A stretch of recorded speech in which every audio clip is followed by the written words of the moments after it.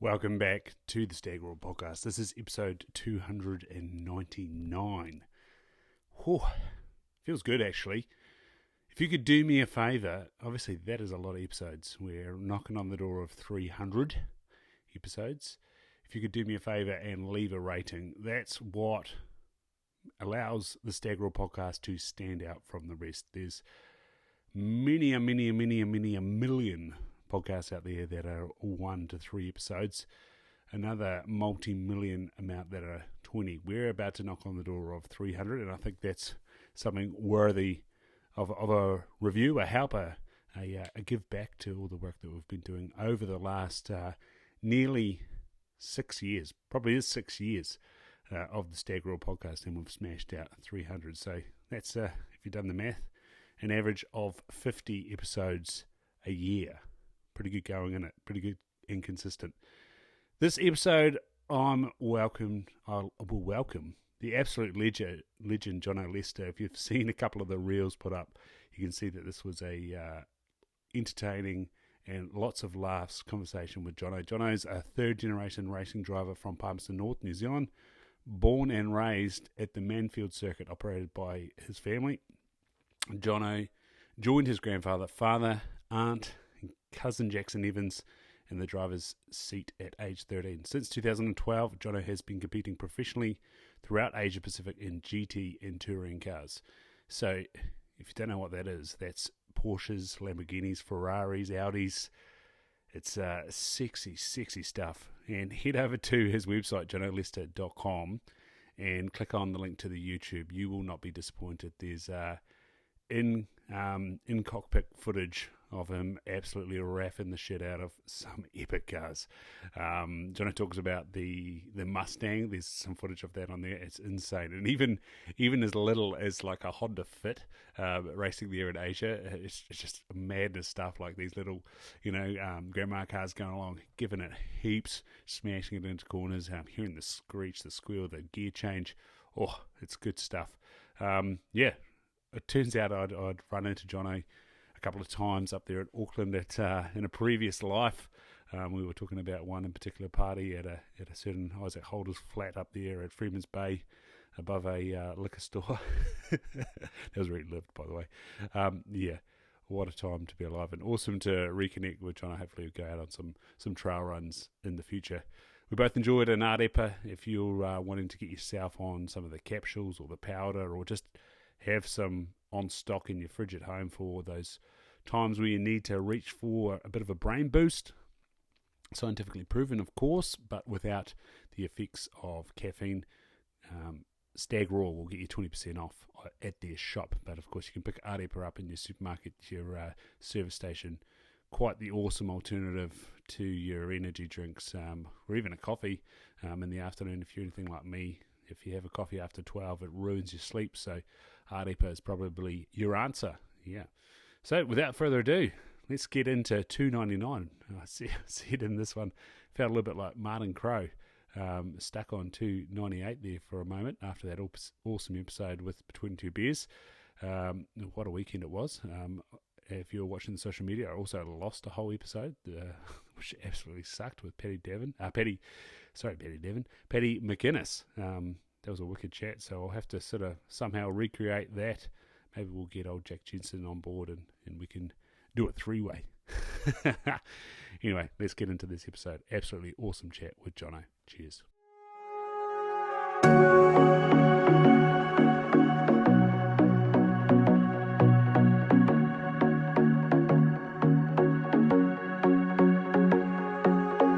You are going to sue me, aren't you? Hey, yo, you be quiet. Thanks, man. No worries. Where'd you get the cat from? Yeah, she was an SPCA. Yeah. She was before my days of realising that we should all do rescues. So, so she was a breeder cat. Yeah. Got 2 of them. One got stolen. Yeah. Sheepers. It was crazy, man. There was a whole host of pedigree cats that all got stolen on the same day on our street in Takapuna. Far out. And Burmans and Burmese and some nice little dogs and all that all just disappeared. So she was always a bit weird after that. So she's very needy, but she's cool. And so what is she? she's a ragdoll cross. Yeah. And then the little fella in the room, he's from the SPCA, so he's got 3 legs. So I adopted him on a whim when I was working as one of their ambassadors. Yeah. So I went in, usual story, going to chat with the comms team in there about some campaigns we were doing, and popped my head into the cattery and took him home on the spot. Which was that, the one down South Auckland? The one, the one out by the airport in Mangere. So I sort of turned up at home and then had to explain to the flatties what I'd done. They were cool though. Got another cat. Yeah, we got a 13-year-old cat. He's I don't know if he has anything in him. He's just grey and white, and he's just chill. Like, my partner's real jealous because he seems to vibe with me better. Mm-hmm. Yeah, I'd say that it's because he's got no nuts and he just wants someone with nuts. Too much feminine energy around here. It's been particularly in terms of loving the outdoors, which is why I moved to Taupo. I've always wanted a dog as a running companion, and with the travel and the lifestyle I've had to date, I guess it's partly an excuse, but partly valid as well. That if you're going to adopt a dog, and in my case, I'd want to definitely adopt a rescue.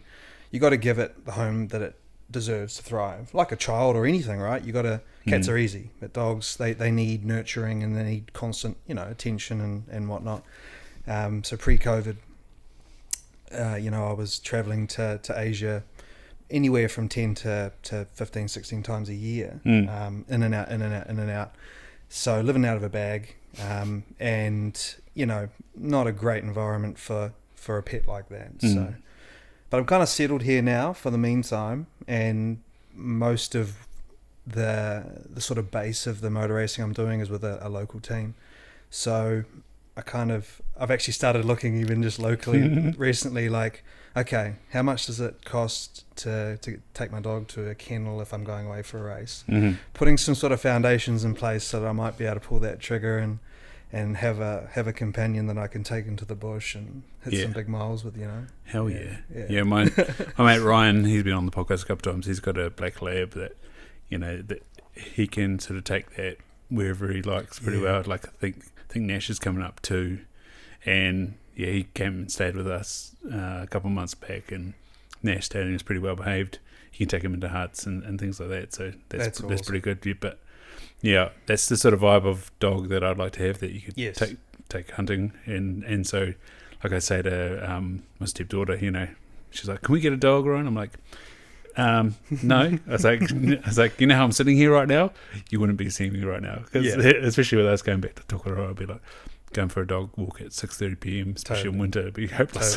Totally. I mean, I'm obviously don't have any dependents or any baggage really, to be honest. So aside from seeing just the family, literal baggage, and the black cat who's wandering around on the carpet. So it's definitely on the horizon, and I think this is be a great place to have a pet like that. Yeah.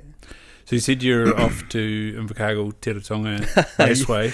Yeah. So the sunny metropolis of Invercargill. Yeah, I was thinking like, this is really going to show up my lack of man points when it comes to cars this here. But I have driven on Teretonga for I think it's called Pro Drive. I don't know if it still runs around. Okay. It was sort of like a driver training type. Yeah, thing? For restricted drivers. Okay. Yeah. Like a defensive driving course or something. Yeah, like that. And so he had a bunch of non-ABS Corollas that he got you to hit the floor with. Yeah, and so thankfully my car now has ABS, because I was involved in a car crash 2 years ago, and afterwards I was like, thank fuck that wasn't a non-ABS car. Like, ABS is amazing, but geez, it still took a long way to stop. It does, man. Yeah. That's a side of the industry, the automotive industry, which outside of the motor racing, more so my father than myself has been heavily involved in throughout his career. So, and we'll get into this, but I mean, we're a motor racing family. We grew up at Manfeild. Grandparents built the circuit there, ran it until they retired. So I sort of grew up there, and Dad was taking that trajectory to follow a path into motor racing. I'm not too sure whether he actually strived to make it a career. I guess in the 80s, it probably wasn't a viable outlook. It's a little bit different to today. I mean, you want to drive race cars for a living, but the pathway is a little bit clearer today, despite the money required. But when I came along, he obviously had to think seriously about putting food on the table as well for the family. So his sort of core business, if you like, was running a racing team, preparing the cars for clients, running a team. He was a very good engineer, but probably his biggest strength has been coaching drivers, not only racing drivers, but normal drivers on the road. So we actually only very recently have formed our own little business, and I say a new business, but really it's just a flow on of his 40 odd years of experience doing exactly what you've talked about. Not so much defensive driving, but the sort of health and safety play for companies now who need to tick that box and make sure their staff who are out in work vehicles learn how to use ABS, because growing up, we're probably on the sort of cusp of when ABS came in, but certainly our parents' generation were taught to evade things a certain way, to react a certain way, and that's not the case now, but the curriculum hasn't been updated. Right. Yeah. So we're taking a very advanced approach. We're obviously, performance drivers in our own right, but building quite a fun but beneficial kind of toolkit for people. And some of them are on a racetrack. Yeah. I mean, here locally in Taba, we just use Crown Park. Cool. If it's a smaller group, it's very, very cool actually to see the progress that people can make in the space of a day or an afternoon. And it's always those who turn up the most timid and scared, perhaps have had an accident. And it's predominantly women, because it's obviously driving is typically a very sort of bravado-esque thing. It's an ego thing, and you see all sorts turn up, as you can imagine, to drive days. But more often than not, by the end of the day, it's the females who have improved the most and who actually end up winning the kind of time trials at the end of the day. We do a little bit of a competitive thing, and more often than not, they win, which is pretty cool. So, but yeah, Teretonga. Yep, we're heading down there. So I'm parked up, obviously, here with you in Taupo at the moment, and I've spent, as I mentioned a little bit earlier, spent my life living out of a bag in my professional career racing around Asia, and right up until COVID hit, I loved that sort of traveling bachelor lifestyle. It was a lot of fun. Sorry, that's the cat banging on your microphone. No, Sit it's down. Good sound effects. Good sound effects. And COVID hit, obviously, we don't need to go too deep into that. We all had our struggles, and we all had to reevaluate life. Did they try to keep whole. racing or no? Well, I couldn't get out. Yeah. To the you were here and you couldn't get out. Yeah, so we were pre-season. Yeah. I was a couple of weeks away from jetting off. And... none of us obviously thought it was going to last too long. Yeah, we'll just miss this. Yeah, and first couple of weeks. And it was at the point where, like for instance, there was a team in Japan, and I've done most of my sort of top level stuff in Japan. I love the place. It's where I had my first professional contract, and that's probably where I've, at least in my early professional career, made the most good contacts and the most reputation. So there was a scenario where a good friend of mine who'd got me a really big driver there in the past, he had a team with Aston Martin, still has now, and their factory driver from the UK couldn't get in because obviously the UK locked down hard early on. So he dropped me a message and he said, like, if you can get here, you've got the drive. Like, and it was a big deal. Like, it was a big championship, top team, factory supported team. And so obviously everything was saying that you couldn't get out. And I thought, oh, bugger it, I'll just run the gauntlet. So just went to the airport and got turned away. Yeah, shit. But you had to give it a crack, Yeah. right? And I had, I had everything laid out, the contracts and everything possible, like screeds of paperwork and all. But obviously, what was their reasoning that you won't get in, or what? Well, remember at the time, in terms of certain countries, or I'm not sure at that point whether it was all countries, if you turned up to Auckland International to leave, unless you were like going over as a diplomat or Right, yeah. a politician or something very important, then there was no way. My mind's a little bit cloudy now of the exact details, but basically it was like, nah, mate, what are you even doing here? Yeah, we're It was not like a we're not ghost even going to town. let you out because we'll see you in about 24 hours. Yeah, because you haven't been let in. So then we went through COVID and that was probably did more good for me than bad in terms of my life as a whole and reevaluating what's important. And so when the lockdown lifted, and as my mum says, my mum's a travel agent, she terms it really well. Everyone started revenge travelling. Yeah, well, yeah. Getting out of wherever you were, not sort of out of spite, not because of the place, just because of the fact you were stuck there for 3 years. So I packed my bags and buggered off to Thailand to live for the year. This was sort of early last year. And that was going to be my base to sort of travel around Asia and do my various drives, which was the first time I'd actually, I guess, physically been based in Asia. And I really liked the idea of that in a sense that I was always kind of the fly in, fly out guy. And yeah, doing the job on track's great. That's important. Obviously, you're there to win races. But I realized over time and through that reflection throughout COVID that the bond you forge with your team owner or your sponsor or whoever it may be is just as important. And half of these opportunities come about not only because you're good at your job, but because they like you. Mm-hmm. And you've formed that bond. And that was always something that I felt like I was lacking because come Sunday night, win or lose, I was on a plane coming home. I didn't get to share in the joy or the commiseration with my team. And also, if you're rushing in, rushing out, there's a little bit less time to really get into the nitty gritty of the car or the strategy that you're trying to put in place or just the program as a whole. Like if you're there on the ground floor, it can't be a bad thing. Mm-hmm. So that was kind of my mentality. Plus, as I say, I just wanted to get out. I'd watched, the world pass me by for a couple of years, did a little bit of local racing, which was great. And I'm very fortunate that I could do that.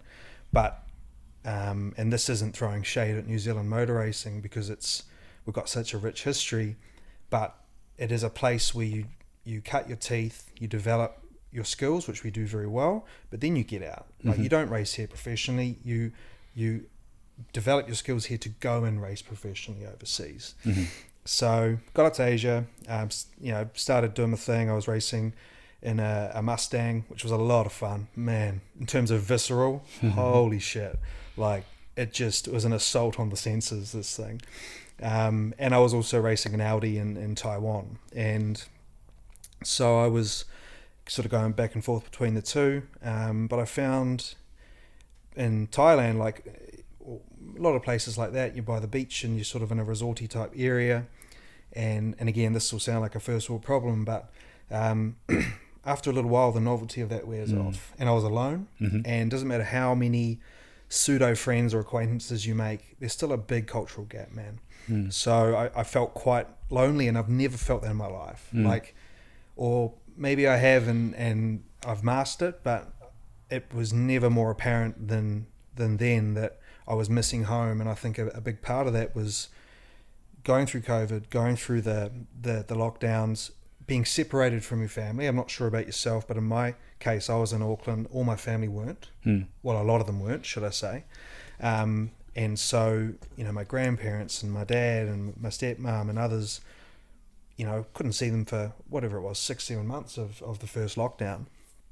And even my mum elsewhere in Auckland, we had to sneak and tiptoe around to even see our parents, Yeah. So I yearned for that human connection, which pre-COVID, obviously I love my friends and family, but I was out doing my thing, and they'd always be there at home. That was kind of my mentality. And so I sort of got to the point up in Asia where, it's a two-part thing. One, I was missing home and I was kind of looking for an excuse to come back. And two, my best mate, Sam, who's been just a linchpin in my life since meeting him as a race fan at a race back in 2008. ended up throughout his career becoming a part of the team that I'm now sort of helping to build here. So I'm driving as a professional driver, but I'm also sort of part of the framework of a plan that we're putting in place to take our customers, if you like, which is a couple of French Tahitian, or one Frenchman, one French Tahitian guy who are property developers, and their goal, being French, is to get to Le Mans, you know, the biggest endurance race in the world, which is something I'd actually written off. It was a race that my dad had run a team at in '96. I'd been there. I still, believe it or not, there's a little cat. Still vividly remember it to this day.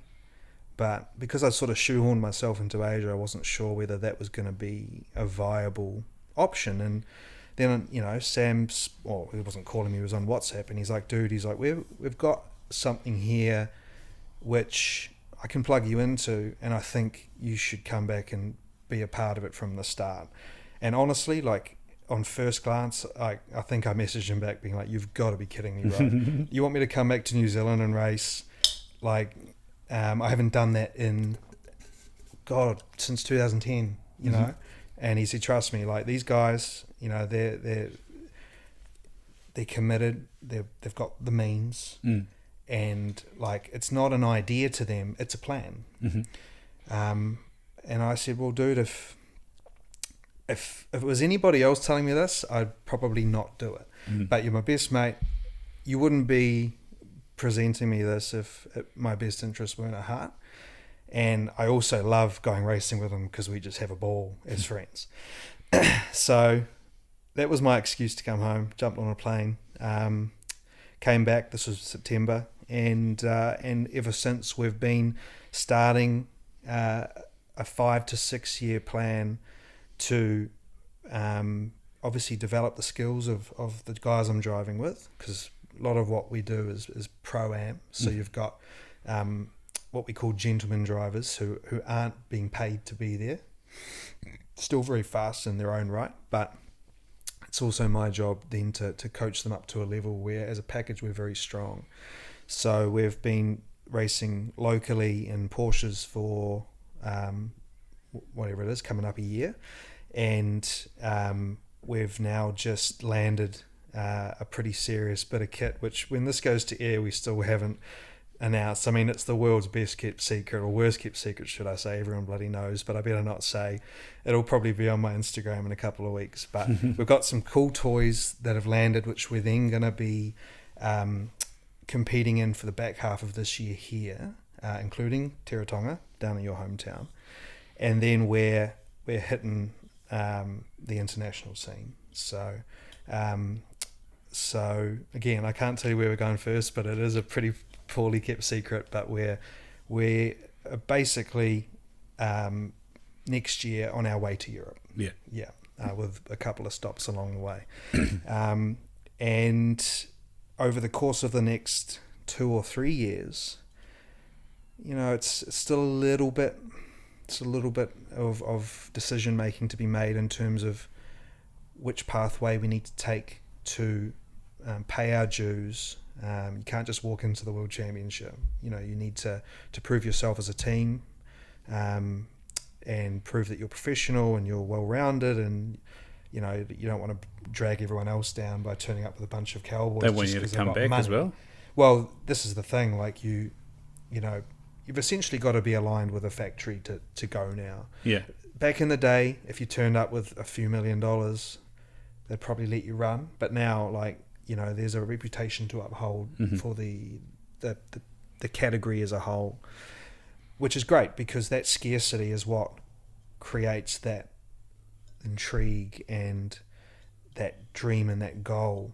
And so on that category stuff, so like in Asia you had the Ferraris and the Lamborghinis and things. Yep. So same type of cars. Right? And now you got the Porsche, right? Yeah, this would be our target is the World Endurance Championship. So our cars are a class within the field. So it's GT3 cars, and above that you've got your prototypes like what your Brendan Hartleys and Earl Bambers and the other Kiwis are doing very well in the kind of spaceship looking, look like an F1 car with a closed cockpit. Yeah. So, and they're not far off being as quick as one either. So, so that's the category. What sort of brands are making those prototype cars? Well, now everybody. It's so even the Japanese guys and stuff. Yeah, and so Koreans and things? they're absolutely going gangbusters with. So that's supercar, right? They're Sort called. Well, man, what are they called now? God, it's just so many acronyms. I'm probably going to get it wrong, but we'll just call it prototypes. They used to be called LMP1. Now I think they're called, God, I don't know, hypercar. That's what they're calling them. So you've got Toyota have won it for many years. Porsche have won it for many years. They've both got a very strong history. But now you've got Ferrari and Lamborghini have just announced one. Cadillac are in there. Oh. There's BMW. There's Peugeot. There's like brands from all walks of the the automotive world, which is great for the eyeballs on the series, but ironically is now making our job a lot harder, because the more of them there are, the less spots there are for our cars, because they're the darlings of the big show. So there's a limited number of cars in the entire field that can be there. And there used to be like 20 odd, maybe 25 GT cars. And it may only be a dozen by the time we try and get there. So the goalposts have shifted and narrowed. However, that only creates a little bit more of a challenge. I mean, it's going to be bloody hard to get there anyway. But what I really love about this team we've got, awesome team culture, great people. We have as much fun as we do work hard, which I think is very important. But the two guys who are funding it, their names are Hermana Melmazak and Francois Biziak. Unlike a lot of wealthy guys I've come across in this sport, they're not all talk. They're action. And everything they've said to this point, they have honoured. And that gives me a lot of, it gives me a little bit of security, because, man, we're not in a sport as a racing driver where job security even exists. So I know that our plan will happen one way or another.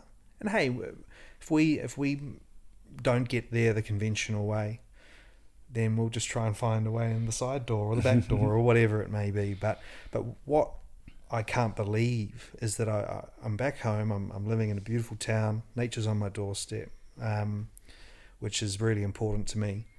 I'm doing what I do and earning a living like I would have overseas, but from the comfort of my home, and got a potential to do the biggest race in the world one day.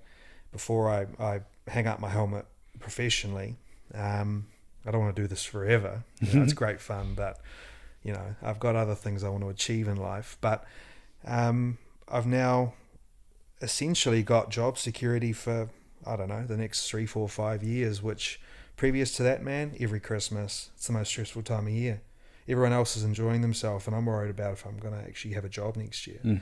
So I wouldn't say that means that I can lift off the gas pedal, because we've got a huge task ahead of us. But at least I know that that I've got a little bit of longevity ahead of me. So, what's going to be the proving ground? So this is the big question. You've got a few different categories or championships where you can, I guess it's like a golden ticket in terms of, think about the Willy Wonka reference. Where you can enter, and if you win, you automatically get an entry, which in theory sounds great, but as you can imagine, they're extremely hard-fought championships, because everybody wants that ticket. So it'll be a championship will get you through. Not just a race. Yeah, so there's like a qualification series called Asian Le Mans, for instance, where they give a couple away, and there's another GT championship in Asia, which I've done many times myself, where they are now doing the same thing, and so those are options. and we'll definitely do some of them regardless, just to be present there, because again, we're going to need to show the officials, or the powers that be, if you like, the committees, that we're serious. And there'll be some dues to be paid before we get considered. But there's also the importance of choosing the right manufacturer. And we've got close ties with Porsche through our own networks as a team, and people we know. My cousin's actually a sort of pseudo factory driver for Porsche in Europe anyway, so I'm obviously trying to play a little bit of a nepotistic card there to see if he can open some doors for us. So your cousin's... His name's Jaxon Evans. Yeah. So and I'd obviously love to have Jaxon involved in the project. So his mum was also a driver, right? Yes, it's my dad's sister. And she was bloody good. She was bloody good until she got tipped on her roof and broke her back, or seriously hurt her back, and wasn't able to race properly again. She can walk around all good, but race cars and the violence of them wasn't working for her after that.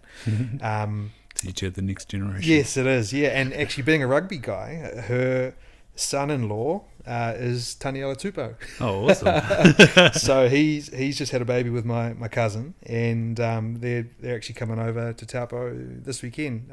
Obviously he's playing down in Dunedin, right? I think. Anyway, we're over there playing the All Blacks this Saturday, but the rest of them are coming here to catch up. So we've definitely got a sporting family. But to get back to what you're saying, man, like I wish it was as easy as saying you do this and you tick this box, or you achieve this KPI and you're there. But like a lot of sports these days, it's extremely political. A lot of it's about who you know. I think Porsche's a really good, is a really good alignment for us in many ways. But there's still a little bit of consideration to be done there, and man, we're just going to have to go out and prove ourselves on the track, which at the end of the day is what it comes down to, right? You've got to be the people on the podium. You can talk the talk, but you've got to walk the walk too. So, yeah. So how does one even get into a championship? Like you say, you've got to get onto the podium to then get into something like Le Mans. But like, how do you even start to get into the championship? Like the stuff building up. Yeah. Money, man. Yeah. And it's dumb money. Like, so just like, somebody has a championship, here's the entry fee, here's the tour, here's the schedule, got to turn up to all of this. I have to be careful how I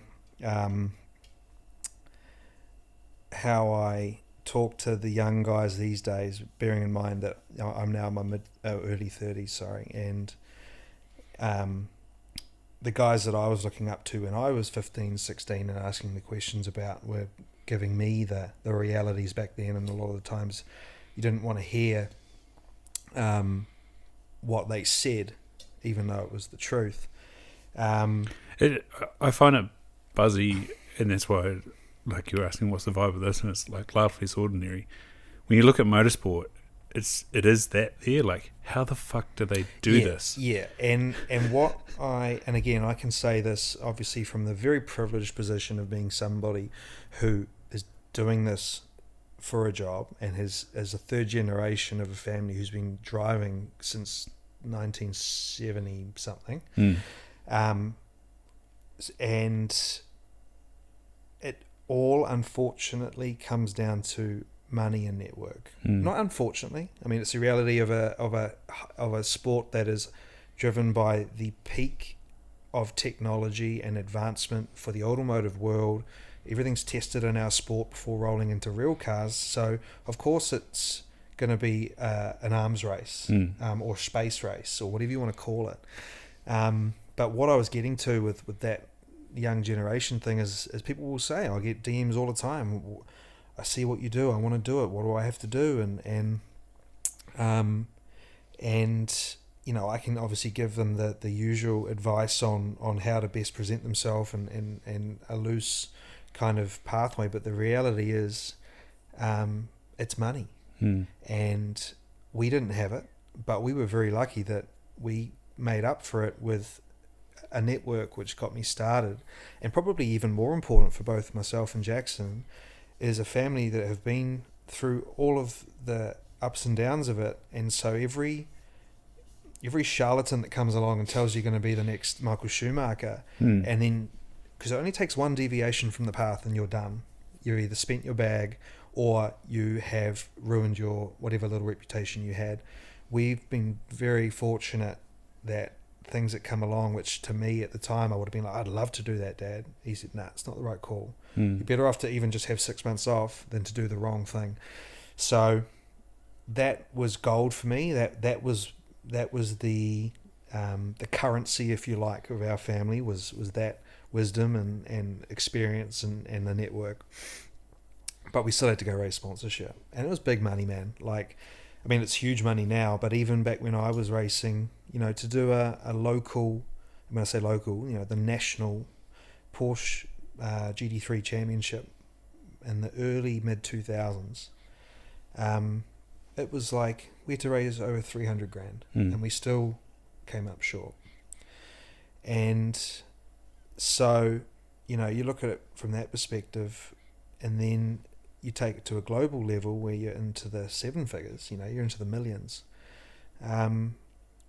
Unfortunately, I think we're a sport where, I mean, obviously, hard work trumps talent in many cases, and I think it has in my case. Like, I'm not the naturally gifted Liam Lawson or Nick Cassidy or Scott Dixon in terms of raw talent, but I've worked really hard, and I've probably been more resilient than most when shit's hit the fan, and most would have walked away.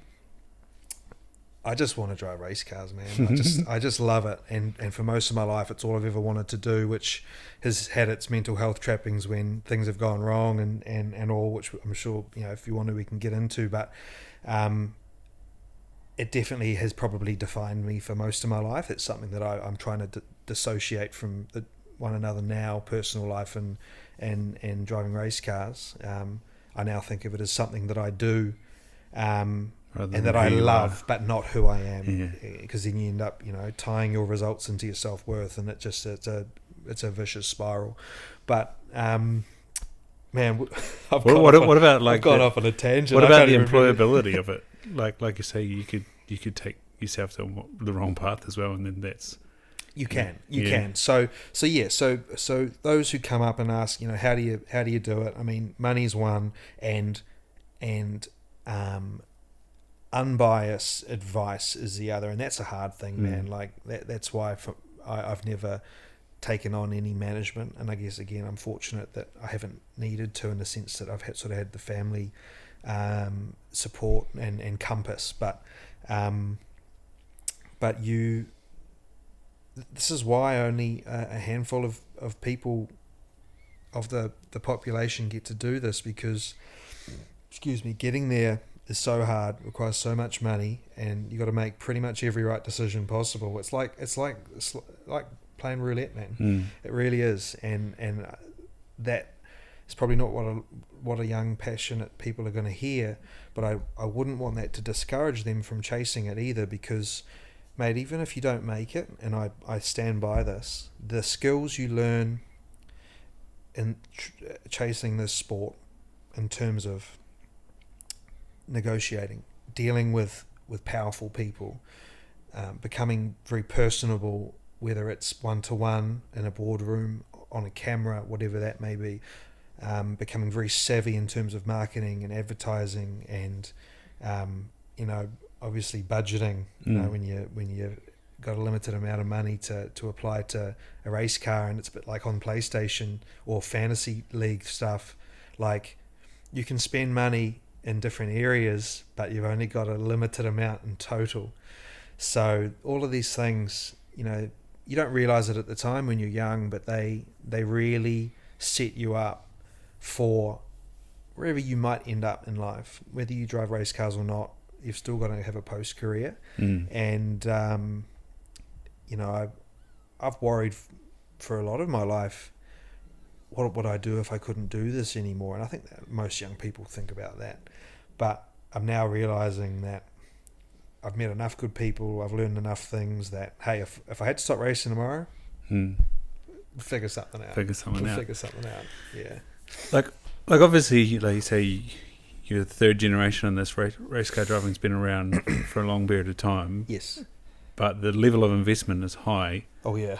Like, obviously, there's value in it, or else it still wouldn't exist. How does the ROI conversation go for? Don't even go there. Yeah, man. like and you know, it is a race and it is a competition, and it's got to be probably those ones on the podium that really have the brand out there. And like you said in sailing as well, like who the fuck are these brands? Yep. back in the day, it was tangible returns in terms of a sticker on a race car. In terms of brand awareness, was genuinely something that gave a return to a company. There's a term, win on Sunday, buy on Monday, or sell on Monday, in terms of that car brand, and that rang true.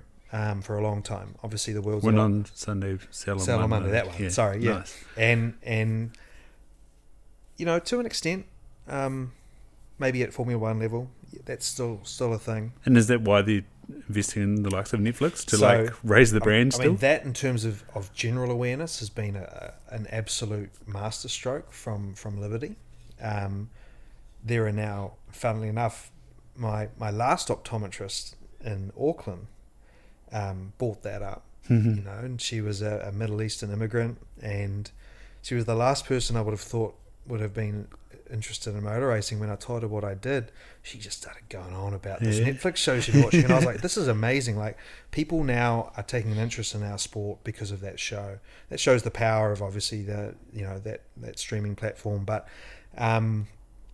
what was your original question? We're going off on so many tangents. Just how the ROI works. Yes. Okay, so if you want to look at Formula One, honestly, man, now you are paying through the nose. It's like a VIP booth at a club. You're paying to get in the room.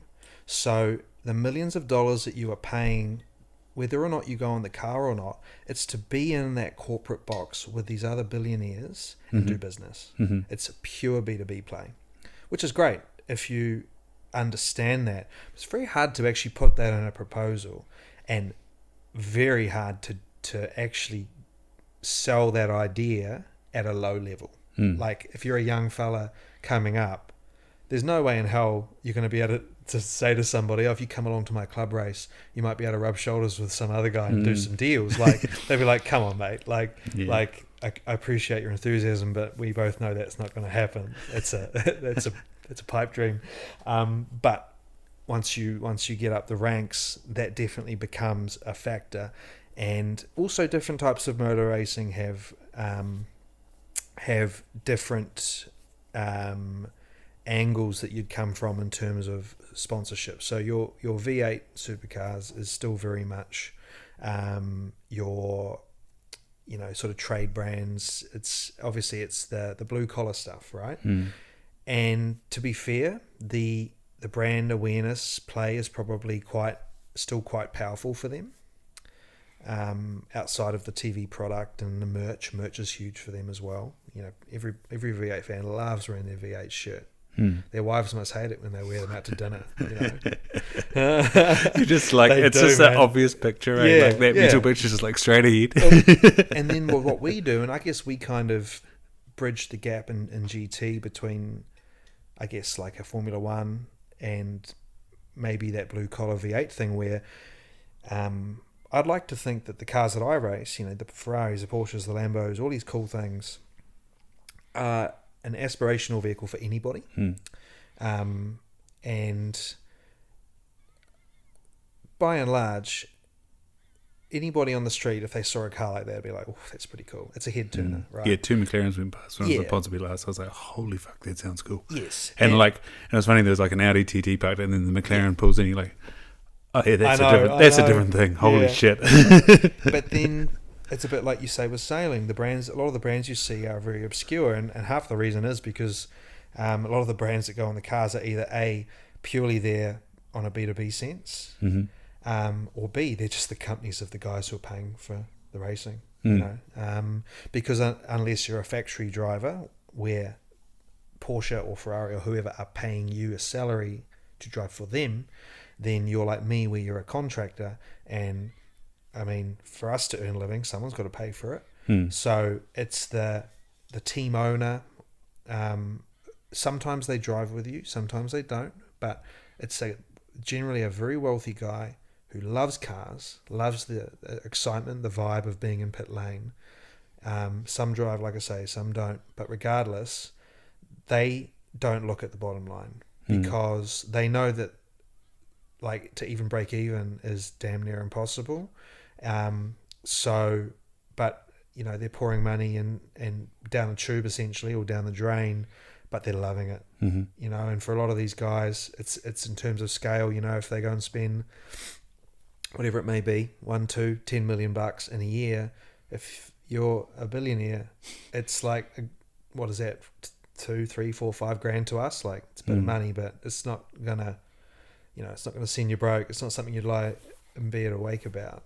And have fun while you're doing it. Yeah. So it's, I mean, my mate Sam, I mentioned earlier, we reminisce a lot now about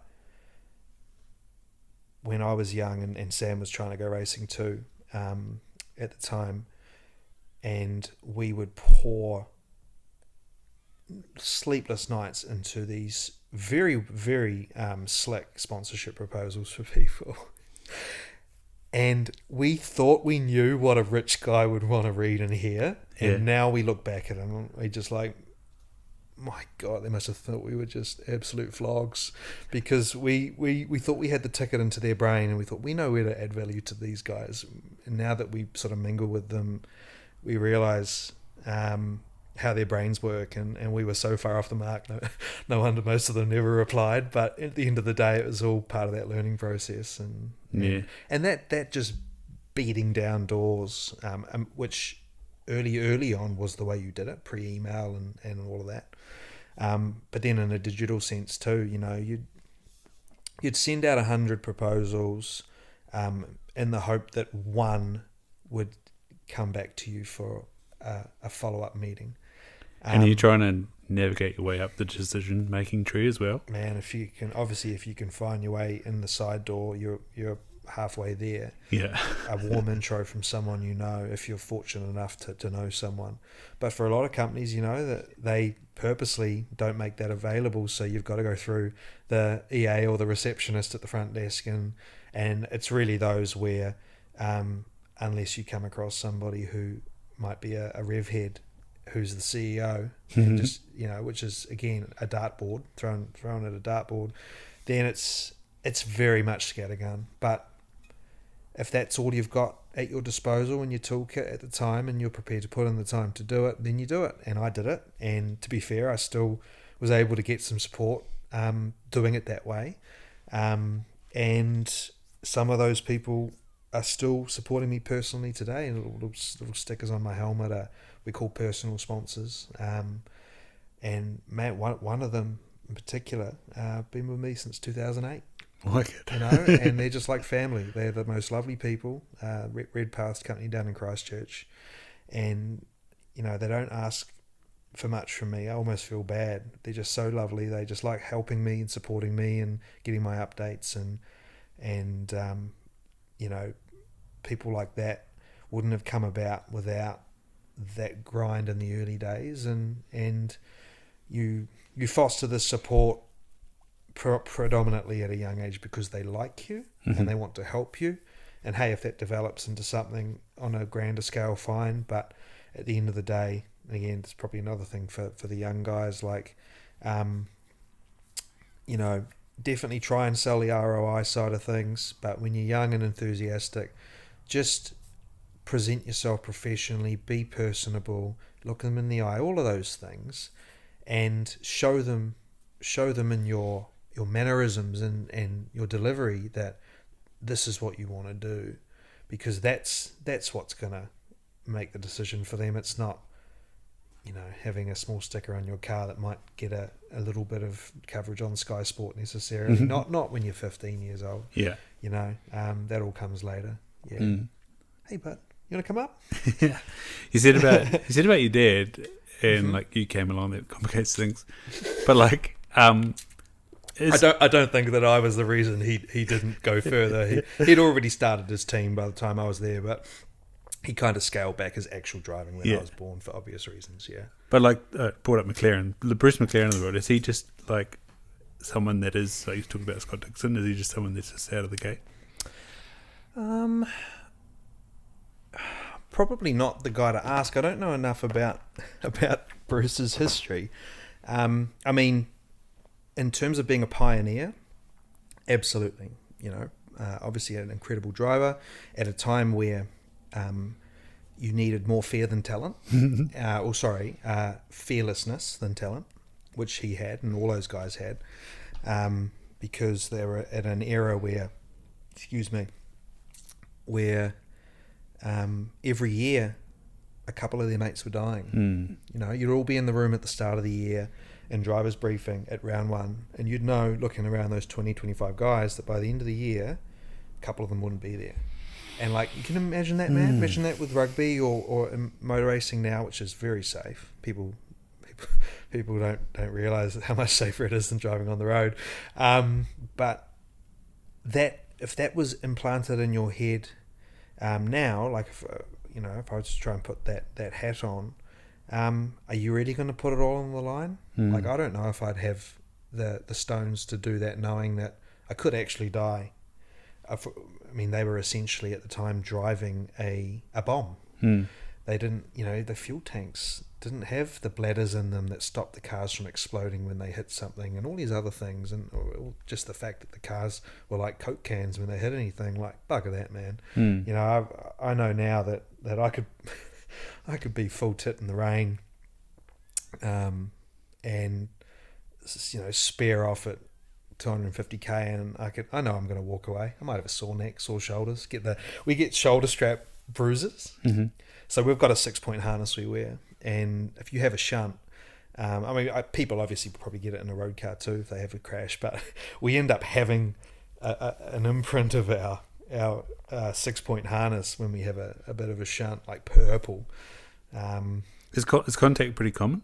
Like end on end, like side by side, would be reasonably common? Not so much in what I do in GT, because the cars are incredibly, I wouldn't say fragile, but they...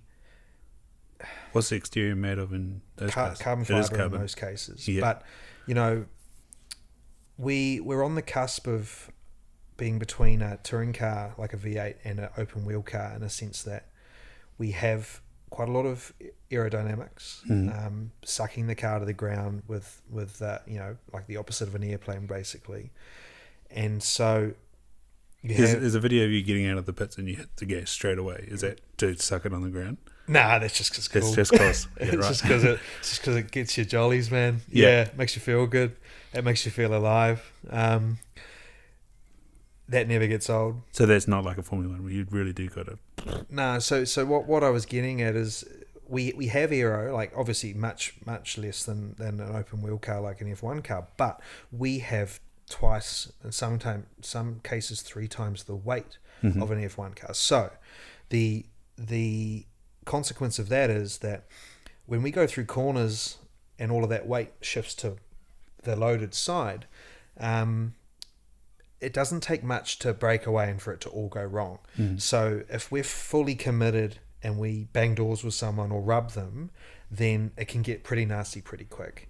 And if I was in a touring car, like the old BTC, British Touring Car days, which are just door banging and crashing back in the 80s and 90s, or the older V8 supercars, they don't touch much these days, but the older ones used to hit each other a bit. I love that shit, man. I did my first touring car race last year, which was when I was in Taiwan, and I remember messaging my dad, and I said, Dad, why haven't I done this my whole career? Like, I'm jumping 2 wheels over curbs, I'm rubbing guys, I'm doing all of this like fun racing shit that I saw you doing growing up, but I've never been able to do in these cars because they are, to an extent, I guess, a little bit like a terracotta pot.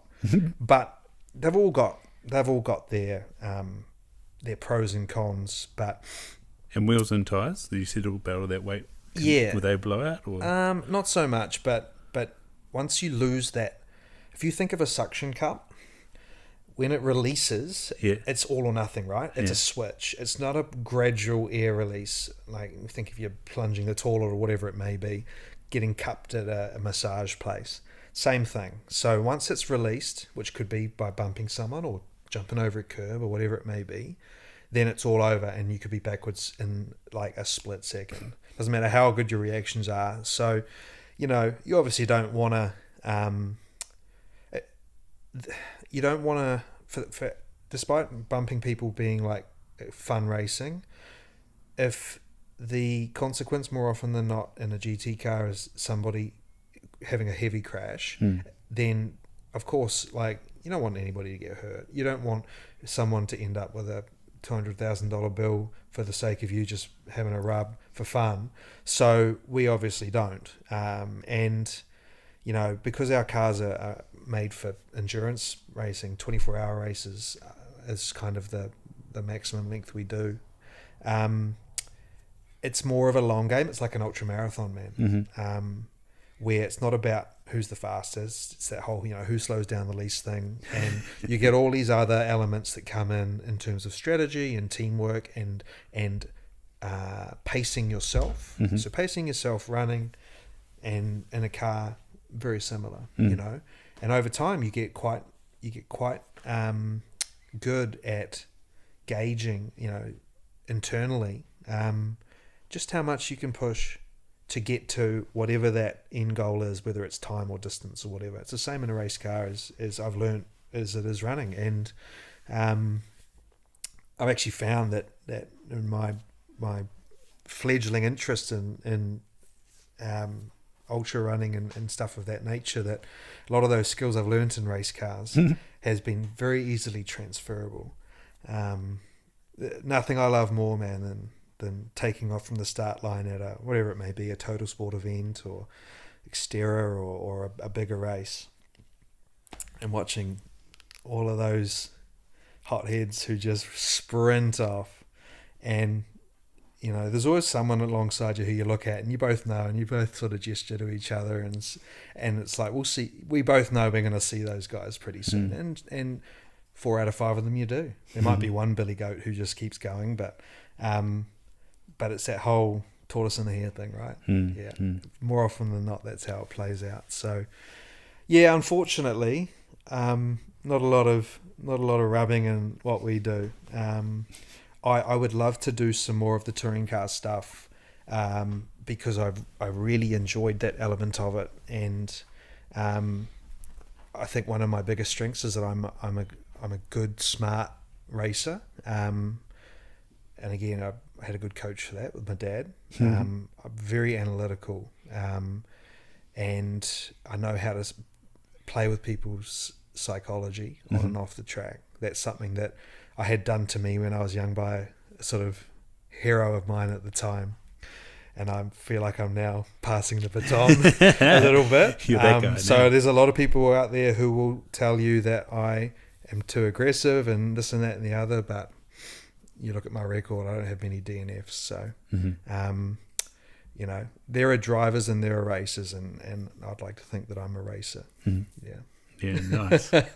Awesome. So how did you get into ultra running?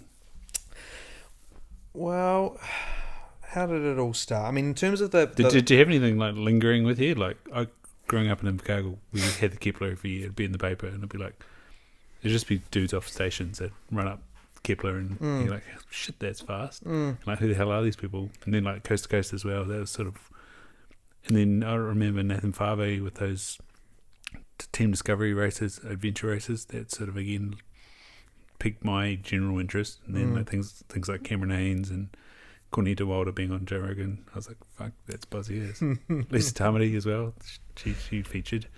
So Lisa I actually met through the agency I'm with, and I was already interested in the sport by this point, but man, she's a weapon. I'd say she's a weapon. Couldn't believe some of the stuff she'd done, but for me, I was never a runner as a young fella. To be honest, let's be honest, everyone I've met, or most people I've met in the ultra space, most of them weren't. They've, as we all know, some of the best are former or recovering addicts, former alcoholics, drug addicts, whatever it may be, people who are sort of used to living in that pain cave, whether it's mental or physical. It's certainly not my history, but for me, You're an adrenaline addict, though. I'm just reading this book at the moment called "I Don't Want to Talk About It." It comes out of the Peter Attia book. I've listened to a couple of pods with him. Yeah, he was on Rich Roll recently. Yeah, who, Peter Attia? Or okay, yeah. So the Outlive book is mostly about health, and the last chapter is about his mental struggles, and then so he brings up this book. I Don't Want to Talk About It, and it's about covert depression in males and the outlets that they do to deal with it. And like I say, it can be alcoholism, unfortunately abuse. Often stems from being abused, and then this like workaholism or adrenalinism. And it's just like you're reading this book, like trying not to self-diagnose. I loved in particular his deep dive into DNS, dynamic neuromuscular stabilization that he does, and that was actually something when I was trying to pass the time in Thailand last year that I did a little bit just out of curiosity. I love just trying new things in terms of optimizing your health or your mobility. Well, he's a keen race car driver. And is he? I didn't know that. In Outlive, he talks about like the foundations with DNS. He like has this big crossover with driving in a race car, and he talks about like the weight and balance and things on things. Oh, it was fascinating, and obviously the one thing that sort of pricked my ears up with that was, and I hadn't even considered it ever, was how we move as children, as babies, and that we're like little monkeys. Yeah, with the concussion stuff I do, and I need to explore it a bit more. And I think going into the DNS would probably be really good. Like we had a 15-year-old guy concussion in rugby, and I said like you need to go back to these like primal movements. Get your shoes off, get walking around the house, start being really conscious of the four corners of your foundation, and like even when you're getting out of a chair, think about like planting your feet, engaging your core, lifting, fully present, lifting yourself, trying to drag yourself out of the top of your head, and then get moving. And they just look at you funny, like you're an optometrist. What are you even talking about? But the thing that disrupts your eyes is this nervous system stuff, and again, that's your proprioception. It's so how far down the hole did you go of DNS? Oh, not too far, man. At that point in time, I'd be getting pretty deep into a daily yoga practice, and I was just experimenting with all of the different methodologies there, and I found that to be more roundly beneficial for me than just the pure neuromuscular stuff. I probably did the DNS for a couple of weeks, and I definitely understood where he was coming from, but you can't do everything, man. And I've I get so much out of the yoga in general life, and obviously it's a mindfulness practice, mobility, flexibility, injury prevention, blah blah blah, and recently sort of switched most of the focus onto the yin stuff, so the super long 3-5 minute holds, and I've seen like a massive ramp in my progress by doing that rather than the kind of power yoga stuff of late. And so that's something that I know that if I want to be healthy in my old age, that's the one thing I should do regularly over everything else, because you see people hunched over, and I'm sure DNS is the same in that sense, where you're a prisoner in your own body in your old age if you are sedentary. And do you hold any injuries? I've had an L3, L4 compression from training since I was 15 and never once stretching until about 18 months ago, and 2, from driving race cars for so many years with no lumbar padding.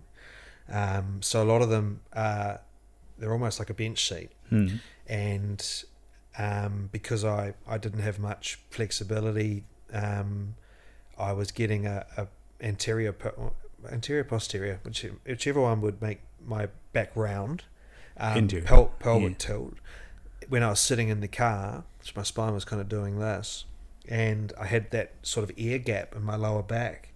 And over many years of driving and the vibration and the bumps and the G-forces and all from racing, plus training, and again, like I say, not doing the prehab and the rehab side in terms of mobility, I had a couple of ripper, sciatic periods and whatnot. Both legs or one? Right leg. Yeah. And man, I remember there was one where I couldn't sleep for days because I couldn't lie, stand, sit. I couldn't escape it. Fuck. And I was just crying like a baby in my room because I was literally felt like a prisoner. Yeah. And I was trying to steer off pain relief and all. I try when I can to avoid masking pain. I know it's there for a reason, but this was one of these situations where until that inflammation had gone down, I was just going to be in a world of hell. So anyway, have they done anything to those vertebrae? No. They've so come right. Yeah. First thing I did was stop squatting and deadlifting because I had poor mobility. You were just asking for it. I've only started deadlifting again 3 weeks ago. This was 8 years ago, and man, I feel great. And I think the yoga mat is a huge part of that. But funnily enough, all of my, I wouldn't say all because you never know, but the discomfort and the occasional dramas I'd have in my back, which would happen periodically, all stopped when I went plant-based, and all my inflammation dropped. So that was a downstream benefit of that, which is, despite all the other benefits that I've found from it, is worth sticking with. So so that was good. So to answer your original question, in terms of the interest in running, I did a half with a buddy of mine because his girlfriend at the time, they had like a bet. It was January and the Hawke's Bay half was in March. Let's train to do a half together. I don't know what the wager was, but he just said, "Do you want to do it with me?" And I said, "Yep, cool." And so started training with no idea. Did the half, really enjoyed it, and then we were all sitting around having a beer after, and it's like, right, well, what's next? We had a whole bunch of us who, it started with my mate Simon, then me, and then I called Sam and a bunch of others, and ended up being like a group of 10 of us who went and did it. And we had a great weekend away where we did something good for ourselves, and it was a really good feeling, not just going away on like a piss trip like people do. We actually went away and did something that you come home better off than when you left. You feel like you've achieved something. So we sort of caught a little bit of a bug there. And I said to the guys, well, running on the road's pretty boring, let's be honest. Why don't we do one of these off-road races? So I just jumped on Google. Xterra was the first thing that popped up. And so started doing the Xterra races. And the moment I started running trails, I opened up a whole new world in terms of your connection with nature and the mindfulness side of things. And it was something that I never knew that I'd yearned for until I did it. I was like, this is what I've been missing. And also I really like the fact that on the trails, it took a little while for me to come around to this, but I really like the fact that your Garmin doesn't matter. Pace, speed, whatever it may be, who cares? There's hills, there's different terrain, there's technical bits, there's tree roots, there's mud, there's grass. No two runs are going to be the same. So why bother? Why bother worrying about that? And, obviously there's that kind of Strava anxiety that people get where they don't want to post a slow run, which everybody probably grapples with at some time. But now I'm like, I don't give a toss. I'm out there enjoying it. If I'm doing 6 minute Ks or 4 minute Ks, I don't care. I've really enjoyed the experience. And so, really love the Xterras. Actually didn't do too bad in them either. I've sort of got some reasonable results. I got a top 3 at that duel, on Rangitoto Cool. Tapu, and I was Nice. sort of top 10ing in all of the exteriors. And I know they're obviously not a professional event, but there's still a lot of good runners there. So that kind of whet my competitive appetite too. And then COVID, everybody got into fitness, right? And so I started to ramp then, and that was when I realised how much it meant to me as a mental health outlet. And that was never more present than when I got injured and went into a couple of real big spirals. I had two injuries, one at the start of COVID, and I had an illness earlier this year. And both of those, when running in particular, but just movement in general, was taken away from me, it was a big problem. And I'm not alone in that. Obviously there's many tools in the toolkit in terms of your mental health, but I firmly believe that one of the most important is movement, of some descript, and being outside. So started to sort of explore longer events and whatnot. Did the T42, which was really fun, down by Ruapehu, and at some point, and it would have been late in COVID, would have been 2021. I started following Carl Reid. I'd watched that Who Is Carl Reid video that little production company made that followed his Tarawera,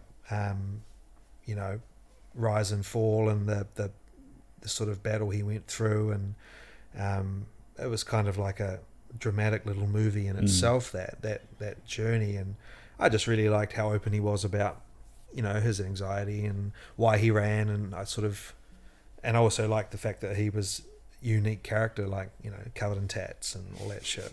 Even more now. Yeah. I just see he got more of his head done the other day. I said to him, "You're sorted now. If you actually lose your hair, you've got your own secondary hairline."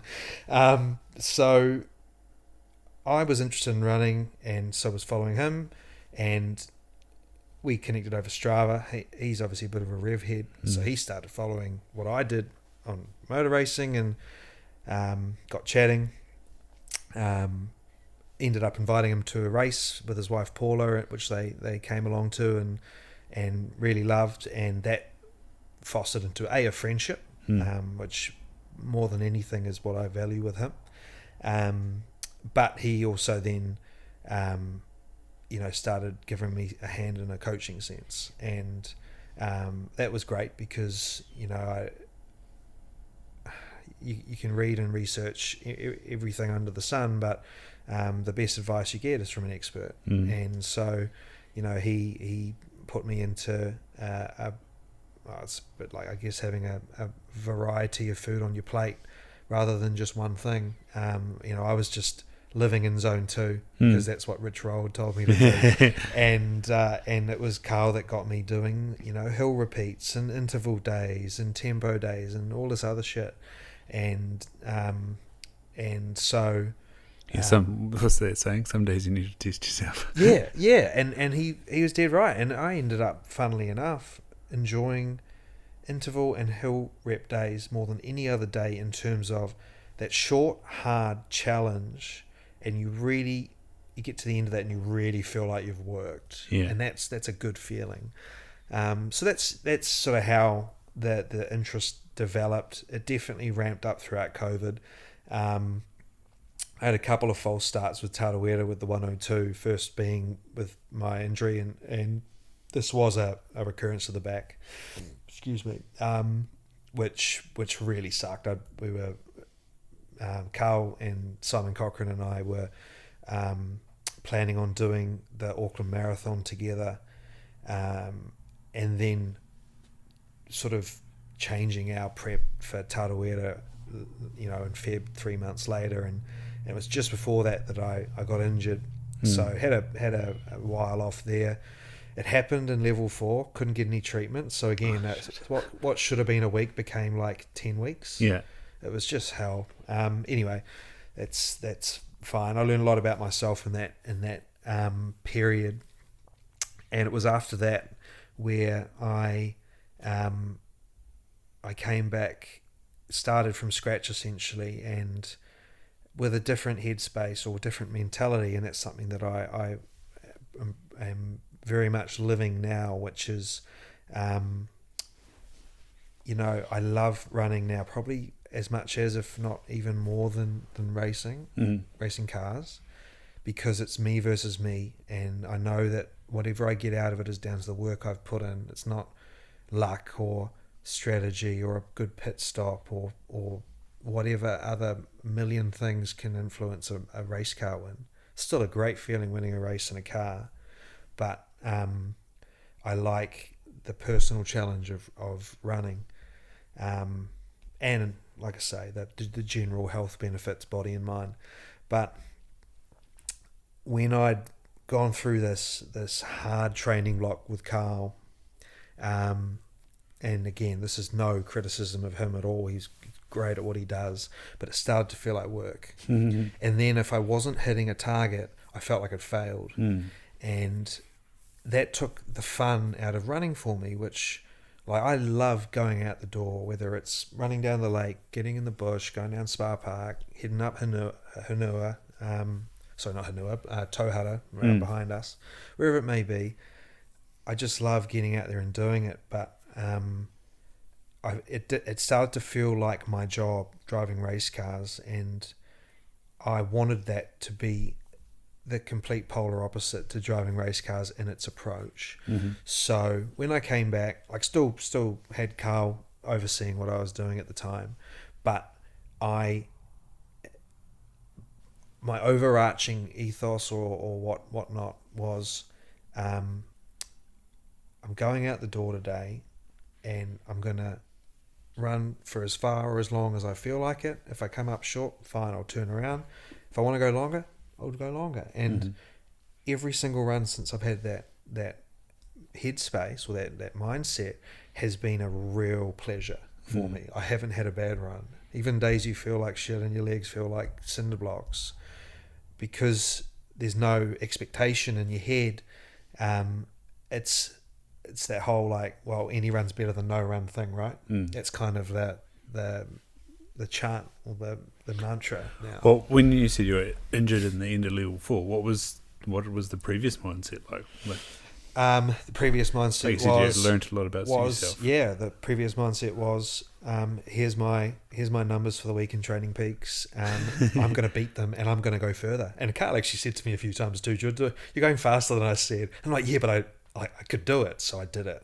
Like, we'd do some interval days where, you know, we'd could be descending ladders from 4-minute Ks down to 3:30s, and I'd make sure my last one was a 3:20, or I'd make sure all of them were 10 seconds quicker than the target, and he did, you know, full. He said to me a couple of times, like, it's great you're doing it and you're ramping, but, like, save the body because we've got a long journey ahead. So it was definitely partly me. So he gave you a bit of a framework in the training. That's where the coaching was good. Yeah. And you know, like, again, I'm a Carl's the same. I mean, he's you know, we laugh about it a lot. We're the kind of guys who, if you get told when you're injured you can be back doing it in 3 months, you'll try and do it in 1. And a lot of it's a very a very stubborn mentality. I'm trying to care for my body more now than I used to, but historically that's been how I've been. And so, yeah, if I see a target, I don't want to just match it, I want to beat it. And in many areas of life that serves you well, but I'm not a professional runner. I'm never going to be a professional runner. It's a passion of mine. I get numerous benefits from it, but primarily I just love being out in nature and just exploring, man. So that's how I do it now, and I'm going to do the Old Ghost Ultra next Feb, which will be awesome. I've never been to the west coast of the South Island, and my plan, like, obviously I know from 2 years now, doing sort of build-up blocks and tapers with Carl, I know roughly the structure, but I'm not going to create a set blueprint to get there. I'm just gonna enjoy my training, and whatever happens on the day happens. Like, I'm still gonna obviously give it my all, but if it's the difference between finishing 15th or 25th, and I've really enjoyed the experience versus it felt like hell, then I'd rather finish 25th because that's why I'm doing it. It's pushing yourself, challenging yourself. I think there's a guy, I think he might be Chris O'Connor, no, Dr. something O'Connor. I think he's based in Rotorua. I need to sort of check him down, I think. Okay. And he did the South Island Ultra earlier in the year. It was sort of around, I think it was the same time that Simon was over at Ultraman Australia.